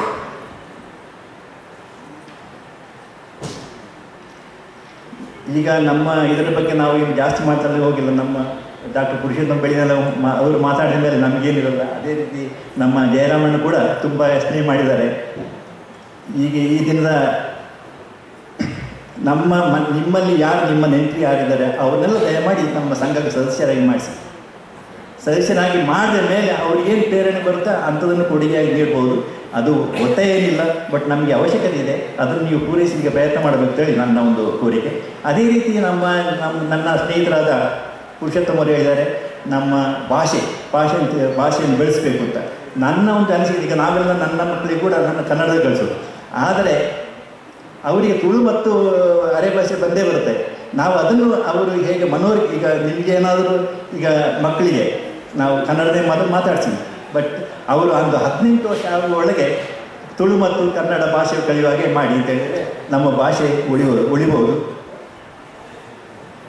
ಅಲ್ಲದೆ ಈ ಸಂದರ್ಭದಲ್ಲಿ ನಾನು ನಮ್ಮ ಮಾಜಿ ಮುಖ್ಯಮಂತ್ರಿ DV ಸದಾನಂದ ಗೌಡರು ಕೂಡ ನೆನೆಸ್ಕೊಳ್ಬೇಕು. ಯಾಕೆಂದರೆ ಅವರು ನಮ್ಮ ಅರೆಕನ್ನಡಗೆ ಅರೆಕನ್ನಡ ಅಕಾಡೆಮಿ ಇದ್ದ ಕಾರಣ ನಾವು ಹೇಳ್ಬೋದು.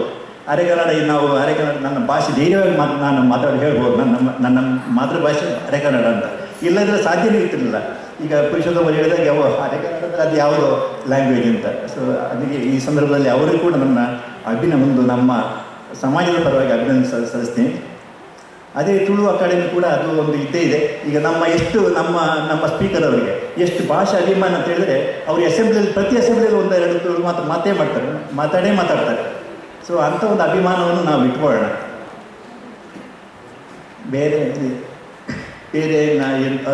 ನಾವೆಲ್ಲ ತಾವುಗಳೆಲ್ಲ ಬಂದು ಇಲ್ಲಿ ಈ ಬಂದಿದ್ದಕ್ಕೆ ತಮಗೆಲ್ಲ ವಿಶೇಷ ನನ್ನ ಒಂದು ವೈಯಕ್ತಿಕ ಅಭಿನಂದನೆ. ಇಷ್ಟು ಹೇಳಿ ನನ್ನ ಮಾತನ್ನು ಮುಗಿಸ್ತೀನಿ. ಎಲ್ಲರಿಗೂ ನನ್ನ ವಂದನೆಗಳು. Thank you.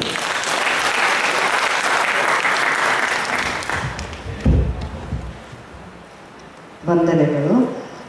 ಈಗ ನಾವು ಕಾರ್ಯಕ್ರಮದ ಕೊನೆಯ ಹಂತದಲ್ಲಿದ್ದೇವೆ. ಈ ಒಂದು ಕಾರ್ಯಕ್ರಮದಲ್ಲಿ ಪ್ರತ್ಯಕ್ಷ ಹಾಗೂ ಪರೋಕ್ಷವಾಗಿ ಭಾಗವಹಿಸಿ ಈ ಕಾರ್ಯಕ್ರಮ ಯಶಸ್ವಿಯಾಗಲು ಕಾರಣಕರ್ತಗಳನ್ನು ನೆನಪಿಸುವ ಸಂದರ್ಭದಲ್ಲಿ ವಂದನಾರ್ಪಣೆ ಕಾರ್ಯಕ್ರಮ ನಡೆಸಿಕೊಳ್ಳಲು ಈ ಒಂದು ಸಂಘದ ಖಜಾಂಚಿ ಆಗಿರುವ ಶ್ರೀ ಬಾಲಕೃಷ್ಣ ಎಂ ಪಾರ್ಲ ಅವರನ್ನು ವೇದಿಕೆಗೆ ಆಹ್ವಾನಿಸುತ್ತಿದ್ದೇನೆ. ಆತ್ಮೀಯ ಸಮಾಜದ ಬಂಧು ಬಾಂಧವರಿಗೆ ಈ ಮಧ್ಯಾಹ್ನದ ಶುಭ ನಮಸ್ಕಾರಗಳು. ಈ ಮಂಗಳಕರ ಶುಭ ಸಂದರ್ಭದಲ್ಲಿ ಧನ್ಯವಾದಗಳನ್ನು ಅರ್ಪಿಸಲು ಅನುಕೂಲ ಮಾಡಿಕೊಟ್ಟ ನಮ್ಮ ಕಾರ್ಯದರ್ಶಿಗಳಾದ ಶ್ರೀ ಸಂದೀಪ್ ದೇವರಗುಂಡ ಅವರಿಗೂ ನನ್ನ ಹೃತ್ಪೂರ್ವಕ ಧನ್ಯವಾದಗಳು. ಕಳೆದ 2-3 ಗಂಟೆಯಲ್ಲಿ ನಾವೆಲ್ಲರೂ ಈ ಸಮಾಜ ಪರವಾಗಿ ಇಲ್ಲಿ ಬಂದು ಕೂತು ಆನಂದದಾಯಕವಾಗಿ ಇದರ ಸ್ವಾರಸ್ಯವನ್ನು ಅನುಭವಿಸಿದ್ದೇವೆ. ಆದ ಕಾರಣ ಇಲ್ಲಿ ನಮ್ಮ ಕೃತಜ್ಞತೆಯನ್ನು ಮತ್ತು ಧನ್ಯವಾದಗಳನ್ನು ಅರ್ಪಿಸುವುದು ನಮ್ಮೆಲ್ಲರ ಆದ್ಯ ಕರ್ತವ್ಯ. ನಮ್ಮ ಬಿಡುವಿಲ್ಲದ ವೇಳಾಪಟ್ಟಿಯಿಂದ ಸಮಯವನ್ನು ತೆಗೆದುಕೊಂಡು ನಮ್ಮ ಸಮಾಜದ ಕಾರ್ಯಕ್ರಮಕ್ಕೆ ಆಗಮಿಸಿದ ಬೆಳಿನೆಲೆ ಪುರುಷೋತ್ತಮವರಿಗೆ, ಹಾಗೆ ಅವರು ಇಂದಿನ ಸಮಾರಂಭದ ಮುಖ್ಯ ಅತಿಥಿಯಾಗಿ ಆಗಮಿಸಿದ್ದಕ್ಕೆ ಅವರಿಗೆ ನಮ್ಮ ಸಂಘದ ಪರವಾಗಿ ಹೃತ್ಪೂರ್ವಕ ಧನ್ಯವಾದಗಳನ್ನು ಅರ್ಪಿಸ್ತೇನೆ. ಹಾಗೆಯೇ ನಮ್ಮ ವಿಶೇಷ ಆಹ್ವಾನಿತರಾದ ನಳಿನಾಕ್ಷ ಪೂಜಾರ ಮತ್ತು ದೇವರಗುಂಡ ಶಿವರಾಮಗೌಡ, ಹಾಗೆಯೇ ಕೂಜುಗೌಡು ತೇಜಕುಮಾರ್ ಇವರು ಎಲ್ಲರೂ ಆಗಿಂದಾಗೆ ನಮಗೆ ನಮ್ಮ ಈ ಸಮಾರಂಭದ ಸಲಹೆ ಸೂಚನೆಗಳನ್ನು ಕೊಟ್ಟು ಈ ಸಮಾರಂಭವನ್ನು ಯಶಸ್ವಿಯಾಗಿ ಗೊಳಿಸಿದ್ದಕ್ಕೆ ಅವರಿಗೆಲ್ಲರೂ ಸಂಘದ ಪರವಾಗಿ ಧನ್ಯವಾದಗಳನ್ನು ಅರ್ಪಿಸುತ್ತೇನೆ. ಆಮೇಲೆ ನಮ್ಮ ಸಂಘದ ಸಮಾರಂಭದ ನಿಘಂಟು ಆದ ದಿವಸದಿಂದ ನಮ್ಮ ಪದಾಧಿಕಾರಿಗಳು ಮತ್ತು ಸಂಘದ ಆಡಳಿತ ಮಂಡಳಿಯ ಸದಸ್ಯರು ಅವಿರತವಾಗಿ ಶ್ರಮಿಸಿ ಈ ಸಭೆಯನ್ನು ಸಾಂಗವಾಗಿ ನೆರವೇರಿಸಿಕೊಟ್ಟು ಇವತ್ತಿಗೆ ನಾವು ಇದನ್ನು ಆರಂಭವಾಗಿ ಮುಗಿಸಾಗೆ ಹಾಗೆ ಅವರಿಗೂ ಎಲ್ಲರಿಗೂ ನಾವು ನಮ್ಮ ಸಂಘದ ಪರವಾಗಿ ಹೃತ್ಪೂರ್ವಕಗಳನ್ನು ಹೇಳಲು ಇಚ್ಛಿಸ್ತೇನೆ. ಓಕೆ. ಹಾಗೆಯೇ ಯಾವುದೇ ಸಭೆ ಸಮಾರಂಭ ಯಾವುದೇ ಸಮಾಜವಿದ್ದರೂ ಊಟ ಇಲ್ಲದೆ ಅದು ಅಪೂರ್ಣ. ಹಾಗಾದ ಕಾರಣ ಈ ಸಾರಿಯ ಊಟೋಪಚಾರದ ಸಾರಥ್ಯವನ್ನು ನಮ್ಮ ಪಡ್ಡಂಬಾಯಲ್ಲಿ ಶಿವಪ್ರಸಾದ್ ಅವರು ವಹಿಸಿರ್ತಾರೆ. ಅವರಿಗೂ ಕೂಡ ಸಂಘದ ಪರವಾಗಿ ನಾನು ಧನ್ಯವಾದವನ್ನು ಅರ್ಪಿಸ್ತೇನೆ. ಹಾಗೆಯೇ ಗುತ್ತಿಗೆದಾರರು, ಊಟದ ಗುತ್ತಿಗೆದಾರರಿಗೂ ಕೂಡ ಸಂಘದ ಪರವಾಗಿ ಅಭಿನಂದನೆ ಅರ್ಪಿಸ್ತೇನೆ. ಓಕೆ. ಹಾಗೆಯೇ ಈ ಸಮಾರಂಭಕ್ಕೆ ಈ ಸಭಾಂಗಣವನ್ನು ಒದಗಿಸಿಕೊಟ್ಟ ಕರ್ನಾಟಕ ಸಚಿವಾಲಯದ ಕಾರ್ಯಕಾರಿ ಸಿಬ್ಬಂದಿಗಳಿಗೂ ಕೂಡ ಸಂಘದ ಪರವಾಗಿ ಹೃತ್ಪೂರ್ವಕ ಧನ್ಯವಾದಗಳನ್ನು ಅರ್ಪಿಸ್ತೇನೆ. ಹಾಗೆಯೇ ನಮ್ಮ I don't want to tell in Kannada, ಆ ಎಂಟ್ರಿಯಲ್ಲಿ ಇವರು ರಂಗೋಲಿ ಹಾಕಿದ್ದಾರೆ. ಯಾರಂತ ಹೇಳಿದರೆ ಪವಿತ್ರ ಜೋಗಿಮಲೆ, ಅವರಿಗೂ ನಮ್ಮ ಸಂಘದ ಪರವಾಗಿ ಧನ್ಯವಾದಗಳನ್ನು ಅರ್ಪಿಸ್ತೇನೆ. ಹಾಗೆ ಇನ್ನೊಮ್ಮೆ ಮೊದಲೊಮ್ಮೆ ನಮ್ಮ ಎಲ್ಲ ಸಮಾಜದ ಬಂಧು ಬಾಂಧವರಿಗೆ ಇಲ್ಲಿ ಬಂದು ಭಾಗವಹಿಸಿ ಈ ಸಮಾರಂಭವನ್ನು ಅತ್ಯುತ್ತಮವಾಗಿ ಯಶಸ್ವಿಗೊಳಿಸೋಕ್ಕೆ ಇನ್ನೊಮ್ಮೆ ತಮಗೆಲ್ಲರಿಗೂ ಆದರದ ಧನ್ಯವಾದಗಳು. ಧರ್ಮೋ ರಕ್ಷಿತಿ ರಕ್ಷಕ, ಅನ್ನದಾತ ಸುಖೀ ಭವ, ಸರ್ವೇ ಜನ ಸುಖಿನೋ ಭವಂತು, ಲೋಕ ಸಂಸ್ಥಾ ಸುಖಿನೋ ಭವಂತು.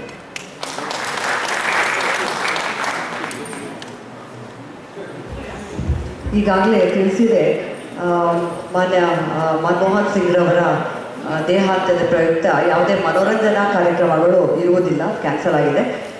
ಬಂಧುಗಳಲ್ಲಿ ವಿನಂತಿ, ಎಲ್ಲ ಈ ಕಾರ್ಯಕ್ರಮ ಮುಗಿದ ನಂತರ ಭೋಜನವನ್ನು ಸ್ವೀಕರಿಸಿ ತೆರಳಬೇಕಾಗಿ ಕೋರ್ಕೊಳ್ತಾ ಇದ್ದೀವಿ. ನಮ್ಮ ಸಂಘದ ಎಲ್ಲ ಸದಸ್ಯರು ವೇದಿಕೆಗೆ ಬರಬೇಕು. ಒಂದು ಫೋಟೋ ಸೆಷನ್ ಮಾಡೋಣ. ಮತ್ತು ನಮ್ಮ ಸಮಾಜದ ಎಲ್ಲ ಬಂಧು ಬಾಂಧವರಲ್ಲಿ ಒಂದು ವಿಷಯವನ್ನು ಹೇಳಬೇಕು. ಇವತ್ತು ನಮ್ಮದು ಈ ಆಮಂತ್ರಣ ಪತ್ರಿಕೆಯಲ್ಲಿ ಇನ್ವಿಟೇಷನ್ನಲ್ಲಿ ಊಟದ ನಂತರ ಮನೋರಂಜನಾ ಕಾರ್ಯಕ್ರಮಕ್ಕೆ ಎಲ್ಲ ತಯಾರಿಯಾಗಿತ್ತು. ತುಂಬ ಮಕ್ಕಳು ಹಿರಿಯರು ತಮ್ಮ ಒಂದು ಕಲೆಯನ್ನು ಪ್ರದರ್ಶಿಸಲಿಕ್ಕೆ ತಯಾರಿಗಳನ್ನು ಮಾಡಿಕೊಂಡಿದ್ದರು. ಆದರೆ ಕೊನೆಯ ಹಂತದಲ್ಲಿ ನಮ್ಮ ಭಾರತ ದೇಶದ ಮಾಜಿ ಪ್ರಧಾನಿಯಾದ ಶ್ರೀಯುತ ಮನಮೋಹನ್ ಸಿಂಗ್ ಅವರು ವಿಧಿವಶರಾದದ್ರಿಂದ ಆ ಶೋಕಾಚರಣೆ ಇದ್ದರಿಂದ ಯಾವುದೇ ಮನೋರಂಜನಾ ಕಾರ್ಯಕ್ರಮವನ್ನು ಮಾಡುವ ಹಾಗಿಲ್ಲ ಅಂತೇಳಿ ತಿಳಿದುಬಂದಿರೋದ್ರಿಂದ ಅದನ್ನು ರದ್ದುಗೊಳಿಸಲಾಗಿದೆ. ಆ ಬಗ್ಗೆ ನನಗೆ ವಿಷಾದ ಇದೆ. Thank you.